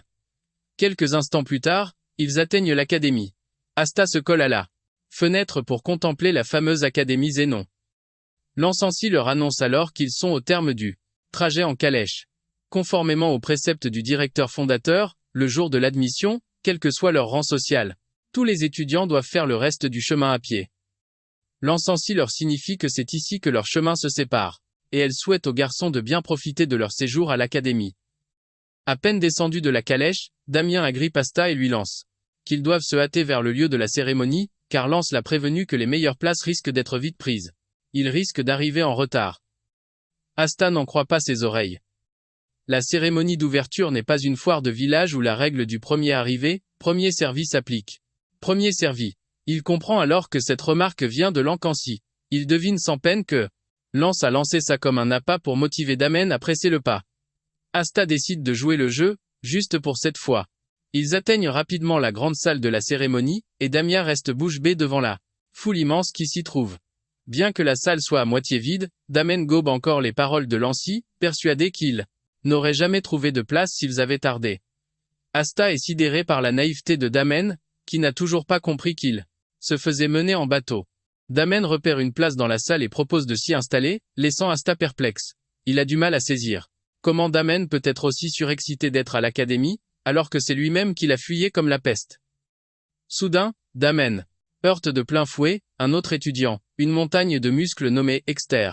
Ce dernier toise Damen comme s'il s'agissait d'un vulgaire insecte. Asta s'empresse d'aider son ami à se relever, s'assurant que tout va bien. Damen le rassure, affirmant que c'est entièrement de sa faute, il n'avait qu'à regarder où il mettait les pieds. Alors que Damen et Asta s'apprêtent à continuer leur chemin, Exter les interpelle. Il se trouve que Damen a postillonné sur ses vêtements. Tandis qu'Asta tente encore d'analyser la situation, Damen se précipite sur le colosse pour essayer d'essuyer la tâche, ne faisant qu'empirer les choses. Ce geste rend Exter fou de rage et il balance une droite en plein visage de Damen. Mais Asta intercepte le point juste avant l'impact et somme le type d'arrêter son cinéma avant de faire une bêtise. Exter, furax, lui demande de quel droit il se mêle, et Damen lâche qu'Asta et son pote, un point c'est tout. Asta confirme, et là, Exter pige enfin le lien entre les deux. Cependant, Exter prévient Asta qu'il va amèrement regretter son intervention. Asta, pas du tout impressionné, voit très bien où ça va finir, et ça lui convient. Il a capté qu'Exter préfère largement le langage des points à celui des mots. Évidemment, ce petit manège ne tarde pas à attirer les regards de tous les autres élèves dans le couloir. Faut dire qu'Exter n'est pas n'importe qui. C'est le descendant direct de la famille d'Olumpi. Les spectateurs improvisés lancent déjà les paris sur l'issue du combat. Et la majorité mise gros sur une victoire d'Exter, qui devrait, selon eux, l'emporter haut la main.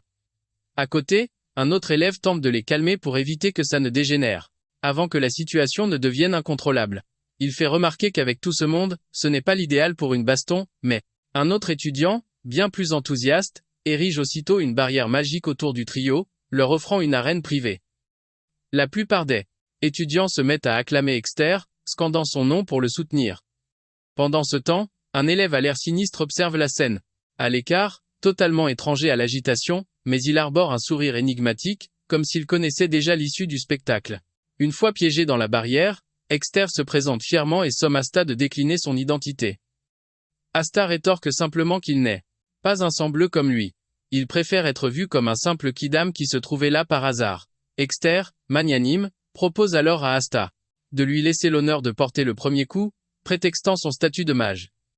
Cette proposition fait éclater de rire Asta, qui ne se prive pas de le charrier.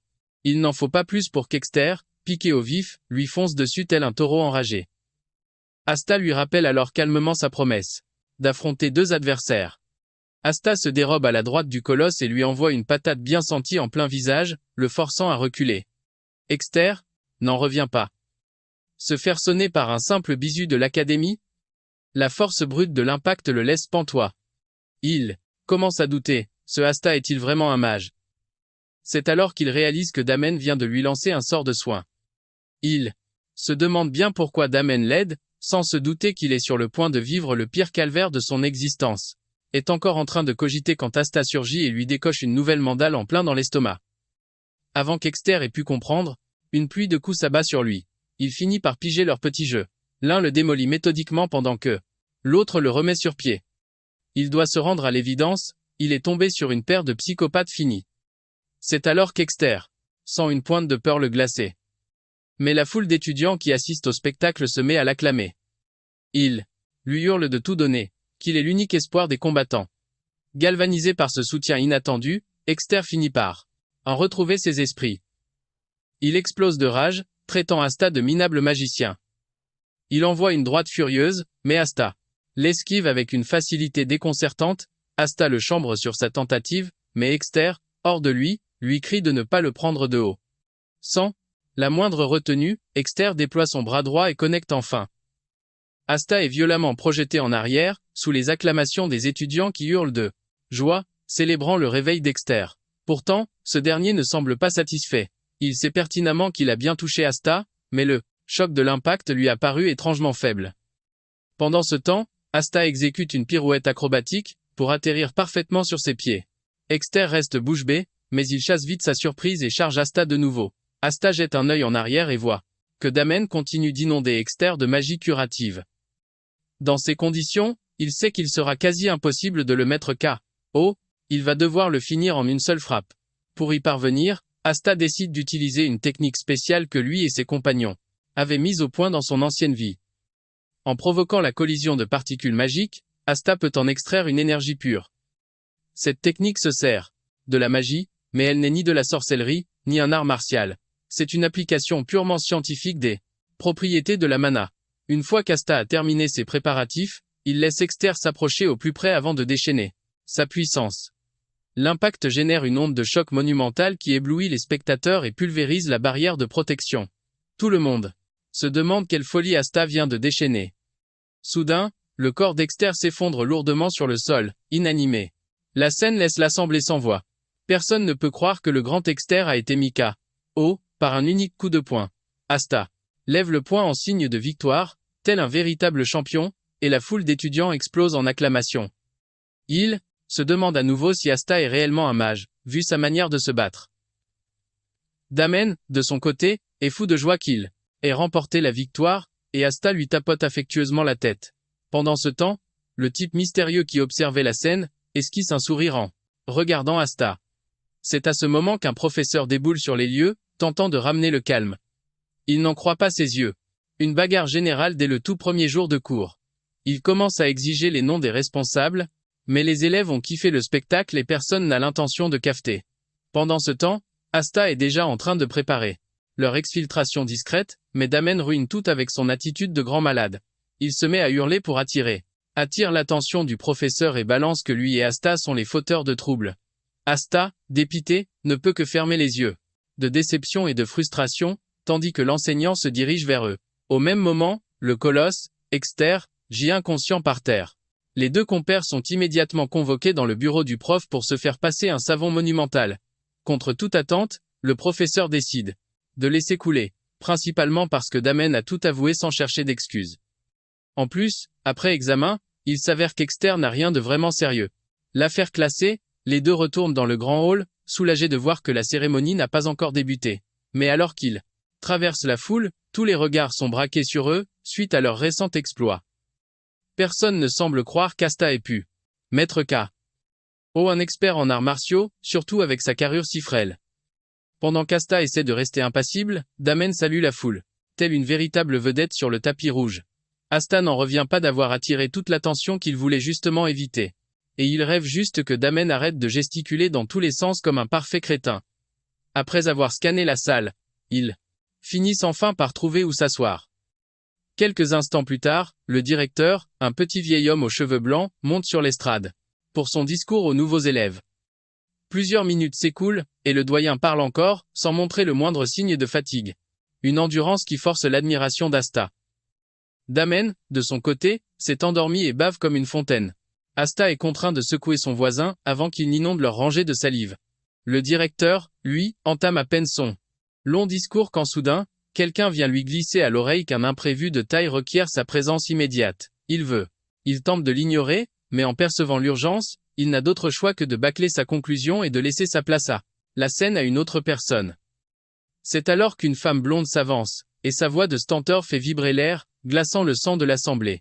Absolument tout le monde, même Damian, plongé dans un sommeil de plomb, est tiré de sa torpeur par ce timbre assourdissant. La femme en question se présente, sous le nom de Jara, et annonce d'un ton sans réplique qu'elle reprend les rênes là où le directeur a été coupé. Jara enchaîne aussitôt, décrétant qu'il est temps de passer au serment des nouveaux et le premier nom qu'elle lance est celui de la représentante de la division magie, Delia Denay. Un murmure de stupeur parcourt les rangs. Personne ne s'attendait à voir un membre de la famille Denis se soumettre à l'examen d'entrée. Les rumeurs fusent. Certains chuchotent que son niveau est trop faible, la forçant à passer par la voie commune, tandis que d'autres la défendent bec et ongles, arguant que sa famille ne l'aurait jamais laissé s'humilier de la sorte si elle n'avait pas le niveau pour réussir cet examen. Moi, Asta, je sais très bien qui est Dahlia. Pour faire simple, la famille Denis est la seconde maison la plus influente, juste derrière les Declan. Dahlia a été élevée pour devenir la vitrine magique de cette famille d'éternels seconds, les Denis. Je dois admettre qu'elle se débrouille pas mal, elle m'a même filé un coup de main par le passé. Cependant, entre nous, c'est loin d'être le grand amour, au point que beaucoup nous décrivent comme les meilleurs ennemis du monde. Un sourire m'échappe en pensant à ça, et je suis ravi de savoir que Dahlia est dans la même promo cette année. À peine Dahlia a-t-elle rejoint l'estrade que Jara appelle le suivant, le représentant des arts martiaux, Paul. Juste Paul. Pas de nom de famille ronflant. Ça sent le roturier à plein nez, ce type. En plus, je suis prêt à parier qu'il ne sort pas non plus d'une lignée prestigieuse. Une fois que nos deux représentants ont fini de réciter leur serment, ils regagnent leur place. Sans perdre une seconde, Jara annonce qu'elle va maintenant présenter le corps professoral qui va nous encadrer. Enseigne à la classe. Elle invite les professeurs à monter sur scène, un par un. Alors que Dahlia descend les marches, elle pose son regard pile là où Asta est assis, le figeant sur place, car la jeune fille paraît le dévisager. Soudain, Dahlia manque une marche et dévale les escaliers, s'offrant une belle gamelle devant tout le monde. C'est à cet instant que le professeur Perun, qui enseigne les fondements de la mologie, s'avance sur l'estrade. Asta se rend compte qu'il est bien différent d'eux. Double J, mais il préfère attendre encore un peu avant de se forger une opinion. Une fois la cérémonie terminée, Jra demande aux étudiants de rejoindre les dortoirs qui leur ont été attribués. Damian émerge enfin de son sommeil et Asta, d'humeur taquine, décide de lui jouer un tour, en lui faisant croire qu'il a été renvoyé pour s'être endormi en pleine cérémonie. En entendant ça, Damian se met à hurler de toutes ses forces, sans se préoccuper du reste du monde. En chemin vers son dortoir, Asta regrette presque sa blague. Il ne s'attendait vraiment pas à ce que Damian réagisse avec une telle panique. Asta atteint finalement sa chambre et reste bluffé par sa propreté impeccable. Dans un coin, tout un tas de fournitures sont disposées pour faciliter le quotidien des élèves. Alors qu'il commence à déballer ses affaires, son colocataire, Paul, fait son entrée. Asta est surpris par l'air glacial de Paul, comme si rien ne pouvait l'atteindre. Paul brise le silence, expliquant à Asta qu'il vaudrait mieux pour eux de cohabiter en toute tranquillité, car il n'est pas venu ici pour se faire des potes. Paul précise à Asta qu'il se moque complètement de ce qu'il fait ou de ses activités, tant que ça ne le dérange pas. En fait, il préférerait même qu'il cesse de s'adresser la parole une fois les présentations faites. Asta, qui n'a jamais froid aux yeux, soutient son regard et engage un duel silencieux avec Paul. Asta ne cille pas, ce qui a le don d'agacer Paul, qui exige de savoir pourquoi Asta ne dit rien. Intérieurement, Asta est en train d'évaluer le niveau de Paul, car la rumeur dit qu'il est arrivé premier au concours d'entrée. Asta décide de le mettre à l'épreuve, et simule une charge vers lui, pour voir comment il réagit. Paul dégaine aussitôt son épée, et Asta remarque que sa garde est plutôt solide. De plus, la position de sa lame montre clairement qu'il sait ce qu'il fait. À cet instant précis, Asta entend la voix de Damian l'appeler depuis le couloir.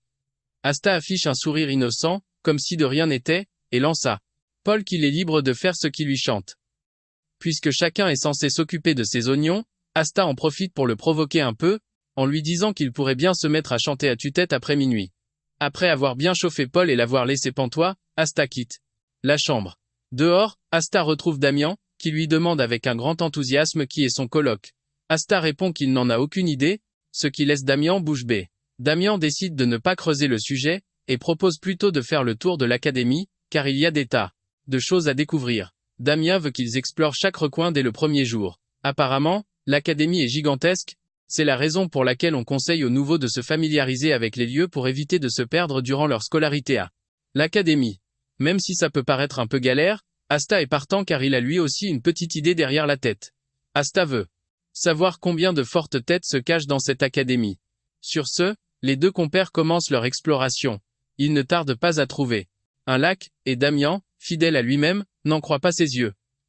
Asta comprend pourquoi Lance devait supporter Damian, parce qu'il y se comporte sans arrêt comme un vrai gamin. Lassé de l'entendre geindre, Asta dit à Damian de demander à sa famille de faire. Asta lui suggère de créer un lac, vu que leur domaine n'en possède pas. Il lui explique, tout simplement, qu'il n'y a qu'à creuser un trou et le remplir d'eau. Damen est complètement séduit par l'idée et s'emballe, affirmant qu'il demandera à sa famille de construire un lac encore plus immense que celui qu'ils admirent en ce moment. Cherchant un nom pour ce futur lac, il suggère de l'appeler sang, sueur et larmes. Peu après, il tombe sur une statue qui a vraiment de la gueule, et Asta glisse à Damen de dire à sa famille d'en commander une pour lui également. Asta continue de lui bourrer le crâne avec toutes sortes d'idées, suggérant même de sculpter la statue en forme de dragon, car les écailles auraient un rendu magnifique. Pendant ce temps, de retour chez elle, Lance perçoit une vibration vraiment étrange. Se demandant ce qui pouvait bien clocher.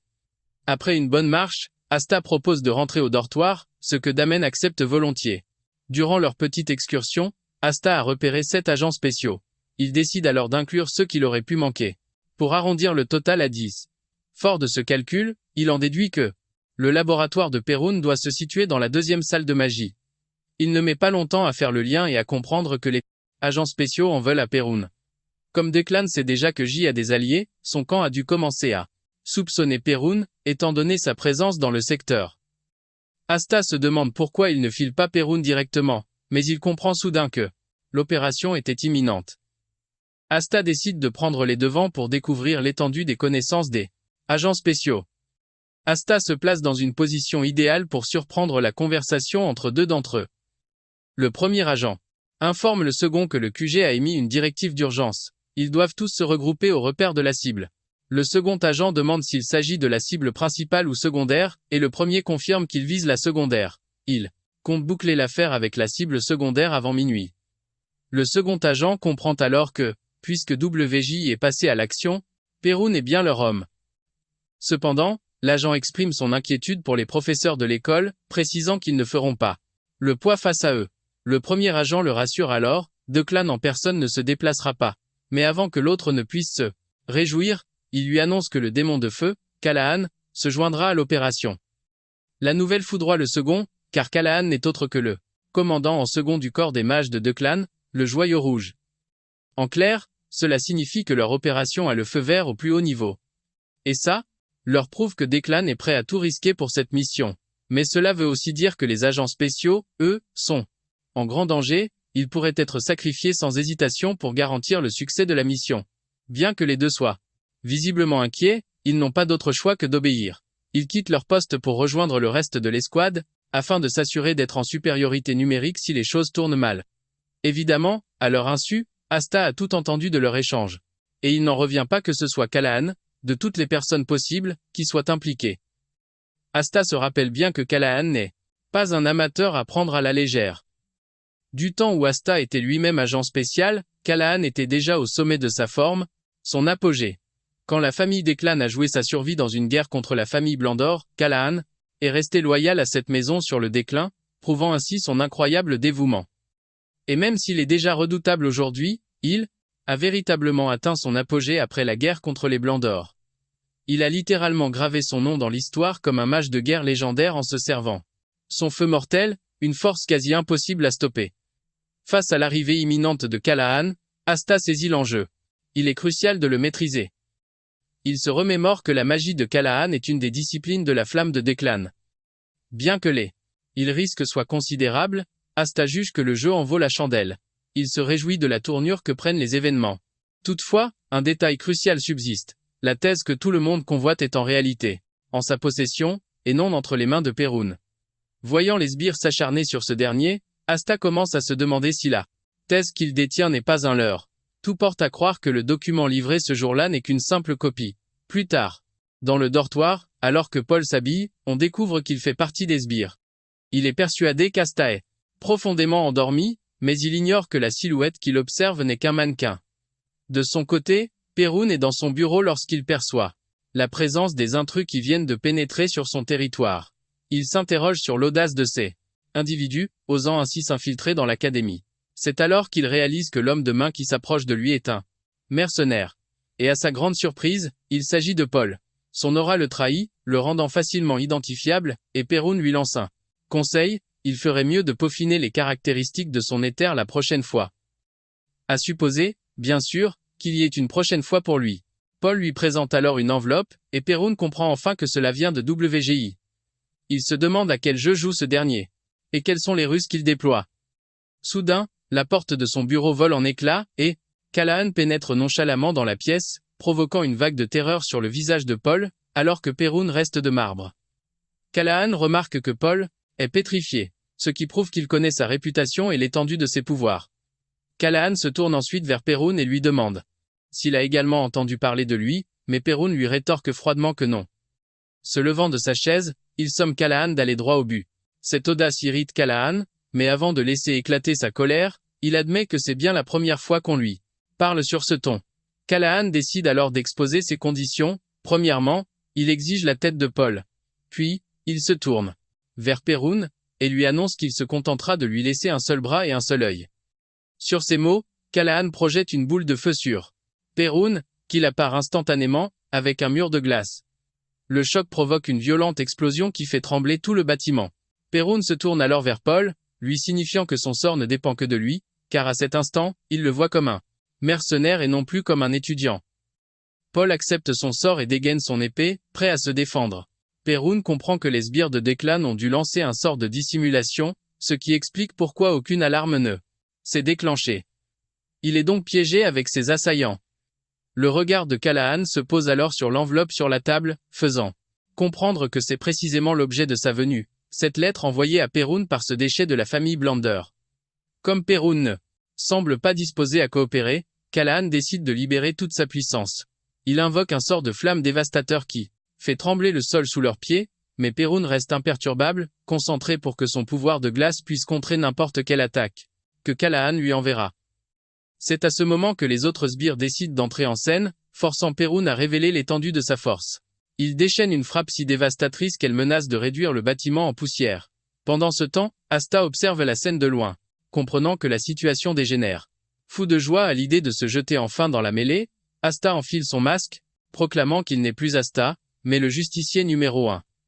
Point serré, Asta implore la lune, lui suppliant de lui conférer la puissance nécessaire pour agir en héros aujourd'hui, bien qu'il n'ait pas toujours été un saint. Sa prière achevée, il s'élance vers le chaos, où l'immeuble éventré menace de s'écrouler. Pendant ce temps, Calahan, de son côté, prend un malin plaisir à tout démolir. Il n'en revient pas qu'après tout ce qu'il lui a fait subir, Paul soit encore debout. Il lui lance même des félicitations ironiques. Dans son fort intérieur, Paul sait qu'il serait déjà 6 pieds sous terre sans le talisman protecteur offert par WGI. Il ignorait même sa véritable nature, et mesure maintenant la chance qu'il a eue de le porter. D'un ton glacial, Perun ordonne à Paul de reculer, avant de déchaîner une vague de glace torrentielle pour contrer le brasier de Calahan. Perun lui pose alors une main sur l'épaule, reconnaissant qu'il s'en est bien tiré jusqu'ici, ce qui signifie qu'il est digne de confiance. Perun dévoile alors l'étendue de son pouvoir, en infusant l'épée de Paul d'éther, laissant Paul abasourdi. Perun lui demande s'il a encore la force de parer les assauts, et Paul acquiesce, aussi longtemps qu'il le faudra. Paul réalise qu'ils ont franchi le point de non-retour. S'il flanche maintenant, c'en est fini de lui. Callahan, lui, est ravi de ce duo improvisé. Un mage et un tank, c'est précisément le genre d'adversaire qu'il attendait pour vraiment s'amuser. Callahan libère une nouvelle sphère de feu, et cette fois, la défense de Paul cède. Il est violemment projeté contre le mur. Perun comprend qu'avec Paul hors de combat, il n'a plus le choix, il doit passer aux choses sérieuses. Visiblement, quand le mana ambiant est limité et que deux volontés de fer s'affrontent pour le commander en même temps, une véritable guerre d'influence éclate. Perun est curieux de voir jusqu'à quel point Callahan peut encaisser ses coups. Puisque Perun le provoque en duel, Callahan accepte avec une joie sadique. Les deux adversaires libèrent alors toute leur puissance, et c'est le bâtiment qui trinque le plus. La structure s'effondre, et Paul, perdant pied, bascule dans le vide. Durant sa chute, il n'aperçoit que deux titans déchaînés, s'affrontant sans la moindre retenue. Paul s'écrase lourdement au sol, se maudissant d'avoir voulu se mêler d'un combat qui le dépasse de si loin. Pendant ce temps, les justiciers à distance restent bouche bée devant l'ampleur de la destruction provoquée par ces deux-là. Il réalise instantanément qu'il se ferait pulvériser s'il tentait d'intervenir. Mais alors qu'il se pense à l'abri, Asta surgit de nulle part et les neutralise, semant la panique dans leurs rangs. Une fois débarrassé des gêneurs, Asta fonce droit vers l'épicentre du combat. Son apparition soudaine capte l'attention des deux belligérants, qui s'interrogent sur ses allégeances. Avec une vitesse foudroyante, Asta arrive sur Callahan et le saisit à la gorge, lui annonçant qu'il est arrivé à son terminus. Terrifié, Callahan décharge une vague de feu dans un geste de panique, mais subit immédiatement le contre-coup de son mana. Il crache une giclée de sang et, à sa grande stupeur, Asta est parfaitement indemne. Pire encore, il est déjà en train de charger à nouveau. Au même instant, les autres justiciers arrivent en renfort. Callahan comprend qu'il doit absolument maîtriser ce retour de flamme s'il veut avoir la moindre chance. Callahan dégaine une potion et l'avale d'un trait, se demandant de quel trou paumé un monstre de la trempe d'Asta a bien pu sortir. Les sbires tentent de le submerger, mais Asta par leurs assauts sans le moindre effort, les balayant tous d'un seul. À revers. Callahan assiste à la scène, complètement abasourdi. Contre sa volonté, il sent une pointe d'admiration naître en lui. Asta se meut avec une précision chirurgicale et une efficacité redoutable. Mais cette admiration est vite balayée par la rage. Fou de rage, Callahan hurle qu'il va lui faire la peau et matérialise une myriade de cercles magiques, prêts à tout faire sauter.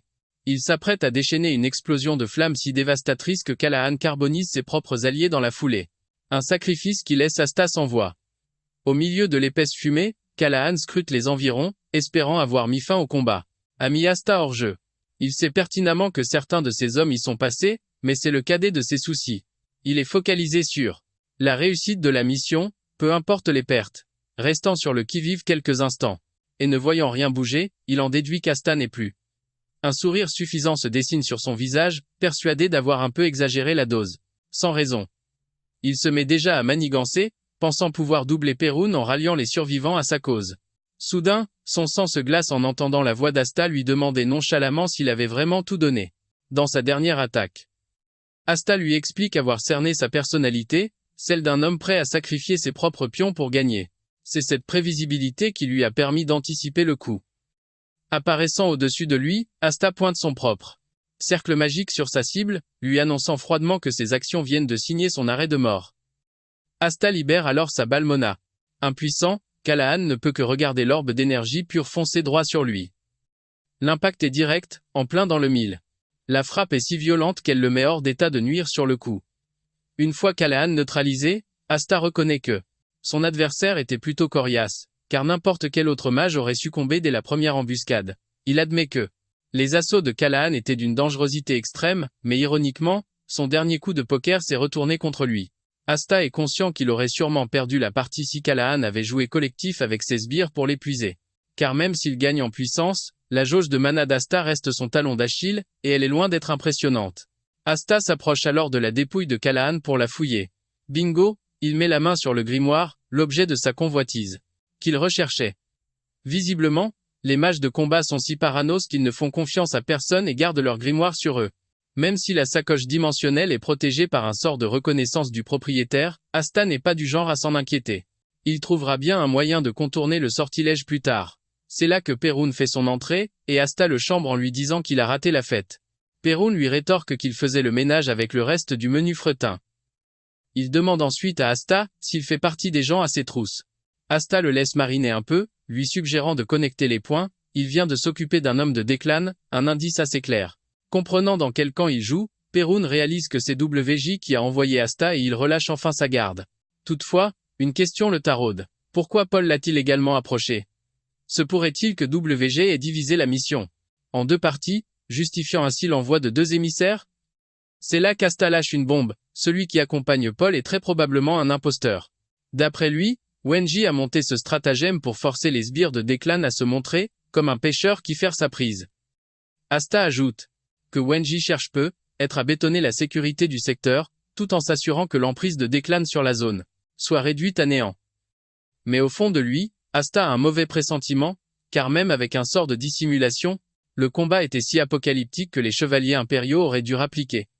Pour lui, ça ne peut vouloir dire qu'une seule chose. Les chevaliers sont aussi dans la poche de Declan.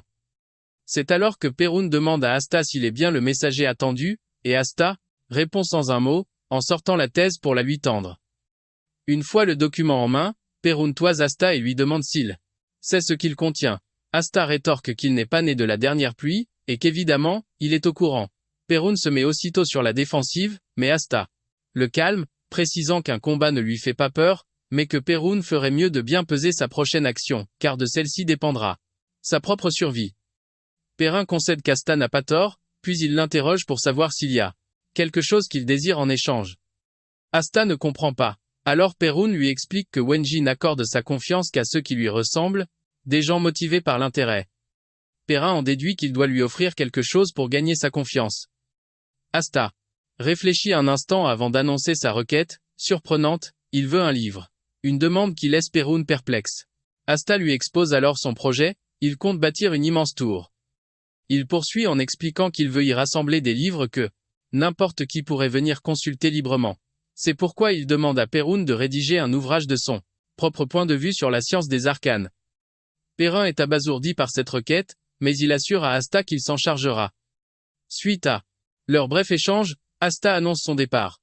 Perun l'interpelle aussitôt, lui demandant comment ils pourront garder le contact. Pour toute réponse, Asta sort un étrange cristal de communication et le présente à Perun. Il lui explique que les 2 moitiés de ce cristal sont connectées. Par conséquent, si l'une se fissure, l'autre subit le même sort. Il indique à Perun de n'en briser qu'un éclat pour le contacter, et plusieurs en cas de graves problèmes. À peine ces instructions données, Asta s'évanouit dans les airs. Peu de temps après sa disparition, les chevaliers impériaux arrivent enfin sur les lieux pour boucler le périmètre. Ils procèdent également à l'évacuation de tous les étudiants de l'académie, par crainte d'une nouvelle attaque. Profitant de la confusion, Asta parvient à se fondre dans la foule. Il finit par retrouver Damen, qui lui demande aussitôt où il était passé. Asta répond évasivement qu'il avait une affaire à régler. Pendant ce temps, Asta est quasi certain que les récents événements vont forcer la famille Declan à se faire discrète, tandis que Damen insiste pour le faire. Parler, Asta est perdu dans ses pensées, se demandant pourquoi son sceau a réagi durant l'affrontement. Il a senti une puissance inconnue vibrer à travers sa barrière au moment où il bloquait l'assaut de Callahan. C'est d'autant plus étrange que ce sceau ne manifeste jamais la moindre réaction d'habitude. Néanmoins, Asta était reconnaissant, car c'est bien ce sceau qui lui a permis de contrer l'attaque de Callahan. Asta tente de se remémorer ce qui s'est produit et finit par mettre un nom dessus. Le phénomène de rejet. C'est une technique fréquemment employée par les mages pour se protéger des contre-coups de leur propre magie. Asta est si perturbé et confus qu'il ne se rend même pas compte qu'il est en train de penser à voix haute. Cela n'échappe pas à Damen, qui l'interpelle sur ce qu'il ne comprend pas. Damen exige de savoir quel secret Asta lui dissimule. Mais Asta l'ignore, obsédé par une seule question, pourquoi ce sceau a-t-il réagi? A pu réagir ainsi à ce moment précis et ce qui a bien pu le provoquer. Quoi qu'il en soit, Asta sait qu'il doit creuser davantage. Il est persuadé de pouvoir trouver des indices à la bibliothèque de l'académie. Alors qu'Asta vaque à ses occupations, un étudiant l'interpelle soudainement, se présentant sous le nom de Chenbi. Asta l'ignore royalement jusqu'à ce que le type mentionne qu'Asta est un sacré combattant. Asta hésite alors. Doit-il le liquider, maintenant qu'il connaît son identité, ou simplement le laisser filer? Avant qu'Asta ait pu trancher, Chenbi lâche une phrase qui, sans le savoir, lui sauve la mise. Il avoue que le combat d'Asta contre la division de combat, lors de la cérémonie d'accueil, l'a complètement bluffé. Asta pige enfin. Il n'a pas fait mauvaise impression, il a gagné le respect des autres. Tentant de jouer la carte de la modestie, Asta explique à Shenbi que son adversaire manquait simplement d'éther, et que le résultat serait bien différent s'ils s'affrontaient de nouveau. Shenbi se gratte la tête, un peu gêné, mais il continue de leur emboîter le pas, affirmant qu'il aimerait bien rester avec Asta. Avec un grand sourire, Shenbi explique qu'il ne s'est encore lié à personne et qu'il est un peu gauche pour s'intégrer au groupe. Même si l'idée ne l'enchante guère, Asta lui dit de faire comme bon lui semble. Shenbi est aux anges, car il s'attendait à se faire rembarrer. Sans perdre une seconde, Shenbi bombarde Asta de questions, ce qui procure à ce dernier un étrange sentiment de normalité. Il faut dire que depuis son retour dans le temps, il n'a fréquenté que des cinglés. En fait, il avait presque oublié le goût d'une vie ordinaire. Pour conserver cette normalité, Asta comprend qu'il doit se fondre dans la masse de l'académie. Le premier jour de classe, Damian se plaint déjà d'être à moitié endormi. Un instant plus tard, Shenbi déboule à son tour. Ce dernier n'en revient pas qu'on leur impose d'assister au cours après le bazar de la veille. Asta ne peut qu'acquiescer, trouvant ça particulièrement rude. D'après ce qu'Asta perçoit, Shenbi ne doit pas rouler sur l'or, mais il est loin d'être du genre effacé. En réalité, il a tout du bout en train. C'est là que Shenbi mentionne que leur professeur principal pour la classe M3 est la professeure Jara. Asta est déconcerté, ce nom ne lui dit absolument rien, mais Shenbi lui explique que Jara est une véritable légende. La rumeur dit qu'elle a décimé une horde de trolls à elle toute seule. À cet instant précis, Jara fait son entrée dans la salle, et Asta la reconnaît immédiatement de la cérémonie d'accueil. Se plantant devant la classe, Jara se présente une nouvelle fois. Elle leur annonce que le chaos qui a secoué l'école la veille ne les concerne en rien, et qu'ils sont libres de se concentrer sur leur apprentissage. Jara enchaîne en disant aux étudiants qu'avant toute chose, ils vont passer un test d'évaluation de mana. Ce test mesure à la fois la quantité et la qualité de leur énergie. Jara leur pose alors une colle. Selon eux, lequel des deux est le plus crucial? L'une des étudiantes, une fille nommée Argan, lève la main pour proposer une réponse.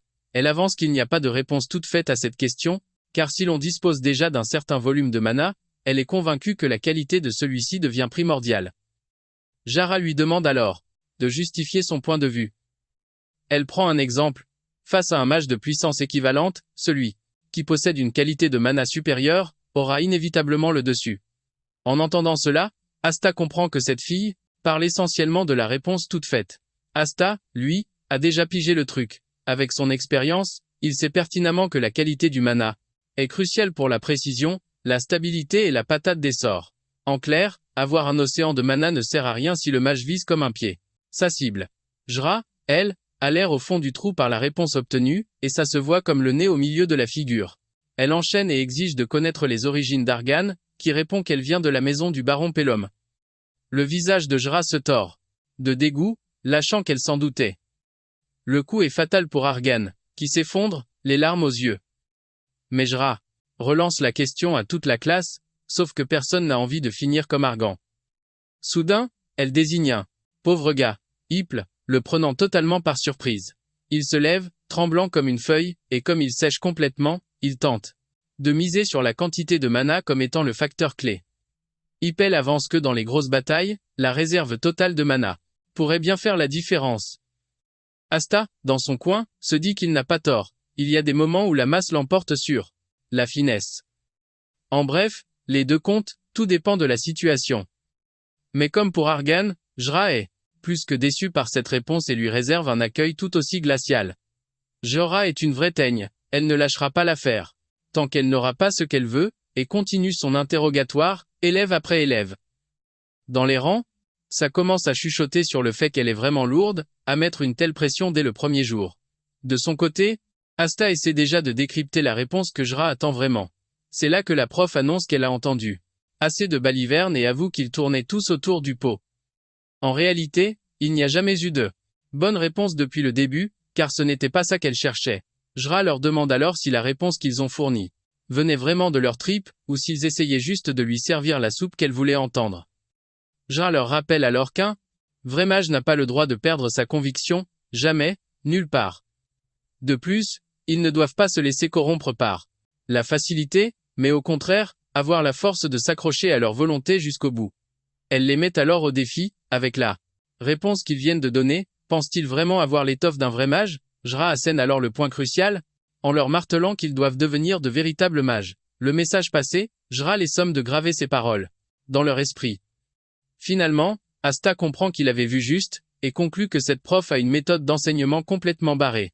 Vient ensuite le test de mesure de mana, et la première à être appelée, c'est Argan. Stupeur générale quand Jra lui annonce qu'elle sera la déléguée de classe.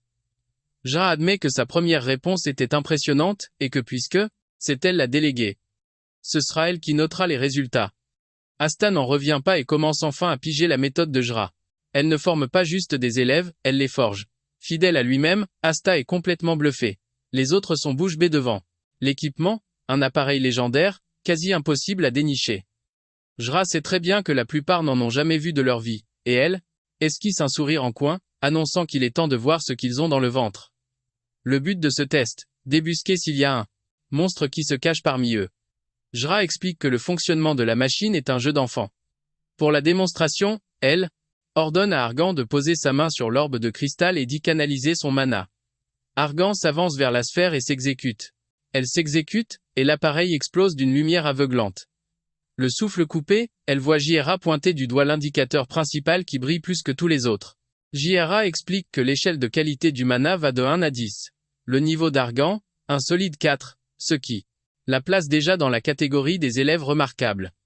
Pour donner une idée, la moyenne de la promo de l'an dernier stagnait à 3.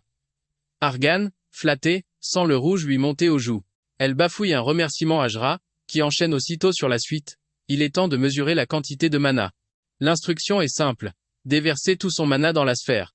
Le compteur grimpe, puis s'immobilise sur le chiffre de 10 à 7. Encore une fois, J.R.A. est visiblement impressionné. Un score pareil, c'est du jamais vu, la promotion précédente plafonnait à 15. J.R.A. la félicite chaleureusement. Elle ajoute qu'un tel score de dingue témoigne d'un travail acharné. D'un coup, le niveau d'exigence vient d'être fixé pour tout le monde. Les autres élèves, soudainement sous pression, commencent à prier en silence pour ne pas être ridicules. Asta, lui, observe la scène, pensif. Il se dit qu'Argan est promise à un grand avenir. Sur ce, Jra s'éclipse, prétextant une urgence à régler. Elle confie la suite des opérations à son assistant et les étudiants défilent les uns après les autres devant l'appareil. Chacun leur tour, ils découvrent leur potentiel, leurs forces, mais surtout leurs faiblesses. C'est le moment que choisit Shenbi pour alpaguer Asta, le poussant à se lever pour qu'ils aillent à leur tour mesurer leur propre puissance. Asta accepte, mais Damian, lui, est reparti au pays des rêves, ronflant paisiblement. C'est alors qu'une étudiante du nom de Furion s'avance, et le silence se fait. Elle pose sa main sur la sphère et les résultats affichés laissent tout le monde sans voix. Furion atteint un niveau 6 en qualité, tandis que sa quantité de mana grimpe jusqu'à 20. Asta est perplexe. Furion vient de la même maison que Dahlia, mais leurs cheveux n'ont pas la même couleur. Cela ne peut vouloir dire qu'une chose, elle appartient à une branche cadette de la famille. L'assistant, lui aussi, comprend immédiatement l'origine de ces scores élevés. Venir d'une lignée aussi prestigieuse explique de tels résultats. Il lui glisse cependant qu'il y a encore une belle marge de progression. Le calme revient à peine que Damian émerge de son sommeil, complètement à l'ouest, ne comprenant rien à l'agitation ambiante. Asta, sarcastique, lui suggère de se recoucher, avant de se raviser et de lui expliquer qu'ils sont en pleine évaluation de mana. Damian a l'air de s'en ficher royalement et demande à quoi rime ce petit jeu. Asta hausse les épaules. Il avoue n'en avoir aucune idée. Mais bon, puisque c'est gratuit, autant en profiter. Le fait que ce soit pendant les heures de cours suffit à motiver Damian, qui s'emballe soudain et hurle qu'il veut essayer lui aussi. Asta n'en revient pas de sa soudaine énergie. Le voilà qui fonce vers l'estrade, et déjà les murmures fusent sur son allure juvénile. Asta, lui aussi, est devenu une petite célébrité locale. Enfin, célébrité à cause de sa récente altercation. Dans leur trio, seul Shenbi reste un parfait anonyme. Asta, lui, déteste sa nouvelle réputation de casseur de camarades. Ironiquement, c'est Damian, l'initiateur de ce cirque, qui grimpe sur scène, encouragé par l'assistant professeur. Il l'invite à tester la machine. Damian confirme la procédure, puis pose sa main sur la sphère de cristal. Et là, au moment précis où les chiffres s'affichent, un silence de mort s'abat sur la classe. Personne ne peut croire ce qu'il voit. Même Furion, la prodige, manque de se faire un torticolis en fixant le tableau d'affichage. Damian vient d'entrer dans la catégorie de ce qu'on appelle communément un monstre. Qualité de mana, niveau 9. Quantité, 67. C'est du délire. Dans la salle pétrifiée, seul Asta ne montre aucune surprise. Il comprend parfaitement pourquoi tout le monde est figé sur place, face à une telle démonstration de puissance. Asta savait que Damian était un prodige, mais pas au point de pulvériser tous les records existants. Damian, fidèle à lui-même, n'a même pas conscience de l'exploit qu'il vient d'accomplir, et demande naïvement si son score est bon. Asta saisit enfin d'où vient la puissance monstrueuse de Damian. Il est cependant convaincu que Damian aurait pu devenir quelqu'un de bien meilleur. Quelqu'un qui aurait pu changer la face du monde s'il avait été bien orienté. Mais cette fois, il sera là pour le remettre sur la bonne voie. Et s'assurer qu'il emprunte le bon chemin. Car la famille Blandor est la seule capable de tenir tête à Declan. Asta compte bien pousser Damian à dépasser des limites qu'il n'aurait jamais cru atteindre. Le professeur met alors en garde Damian de ne pas prendre la grosse tête. Car le chemin est encore long. Damian le rassure, lui affirmant qu'il le sait très bien. Damian fonce alors sur Asta, lui demandant s'il a déjà fait son test, mais celui-ci répond par la négative. Damian le pousse à y aller à son tour, et Asta sait que tous les regards seront braqués sur lui pour le comparer à Damian. N'ayant plus le choix, il s'approche de la sphère, bien décidé à faire profil bas pour ne pas se faire remarquer. Asta effleure la sphère après avoir bridé son mana au strict minimum. Mais il réalise que la sensibilité de l'appareil est réglée au plus bas. Ce qui veut dire que la moindre parcelle de son mana a provoqué une réaction en chaîne. Le système affiche un score initial de 10 pour Asta. Mais la machine se met soudainement à planter, affichant un message d'erreur, le seuil maximal a été pulvérisé. Damian explose de joie. Mais Asta s'empresse de dire au professeur qu'il faudra sans doute refaire le test, car la machine a dû bugger. Seul Damian a compris qu'Asta cherche simplement à cacher son jeu. Le professeur réinitialise donc l'appareil. Et cette fois, Asta contient tellement son mana que la machine n'affiche qu'un petit 3 en qualité et 15 en quantité. Les autres élèves tombent dans le panneau, exactement comme Asta l'avait prévu. Asta savoure intérieurement sa réussite. Cependant, Damian n'apprécie pas du tout la comédie qui vient de se jouer, et il lâche même une insulte. Pendant ce temps, au premier département de magie, Jra se trouve dans son bureau. Elle supervise la reconstruction de la deuxième salle des mages. Quelques instants plus tard, son assistant, Yurvi, entre, portant les résultats des mesures de mana. Jra les parcourt et commente les scores qui sortent du lot, notant que Damian aura besoin d'un encadrement spécial. Soudain, son regard s'arrête sur la fiche d'Asta, et elle remarque qu'un second test a été effectué, suite à un message d'erreur. À cet instant, elle comprend qu'Asta n'est pas un élève comme les autres et qu'elle va devoir le surveiller de très près. Et voilà les amis, c'est tout pour cette vidéo. Si ça vous a plu, lâchez un suite dans les commentaires pour ne pas rater la prochaine partie. Pensez aussi à vous abonner, à activer la petite cloche et à laisser un gros pouce bleu. Merci d'avoir suivi jusqu'au bout, et on se dit à très bientôt pour la suite.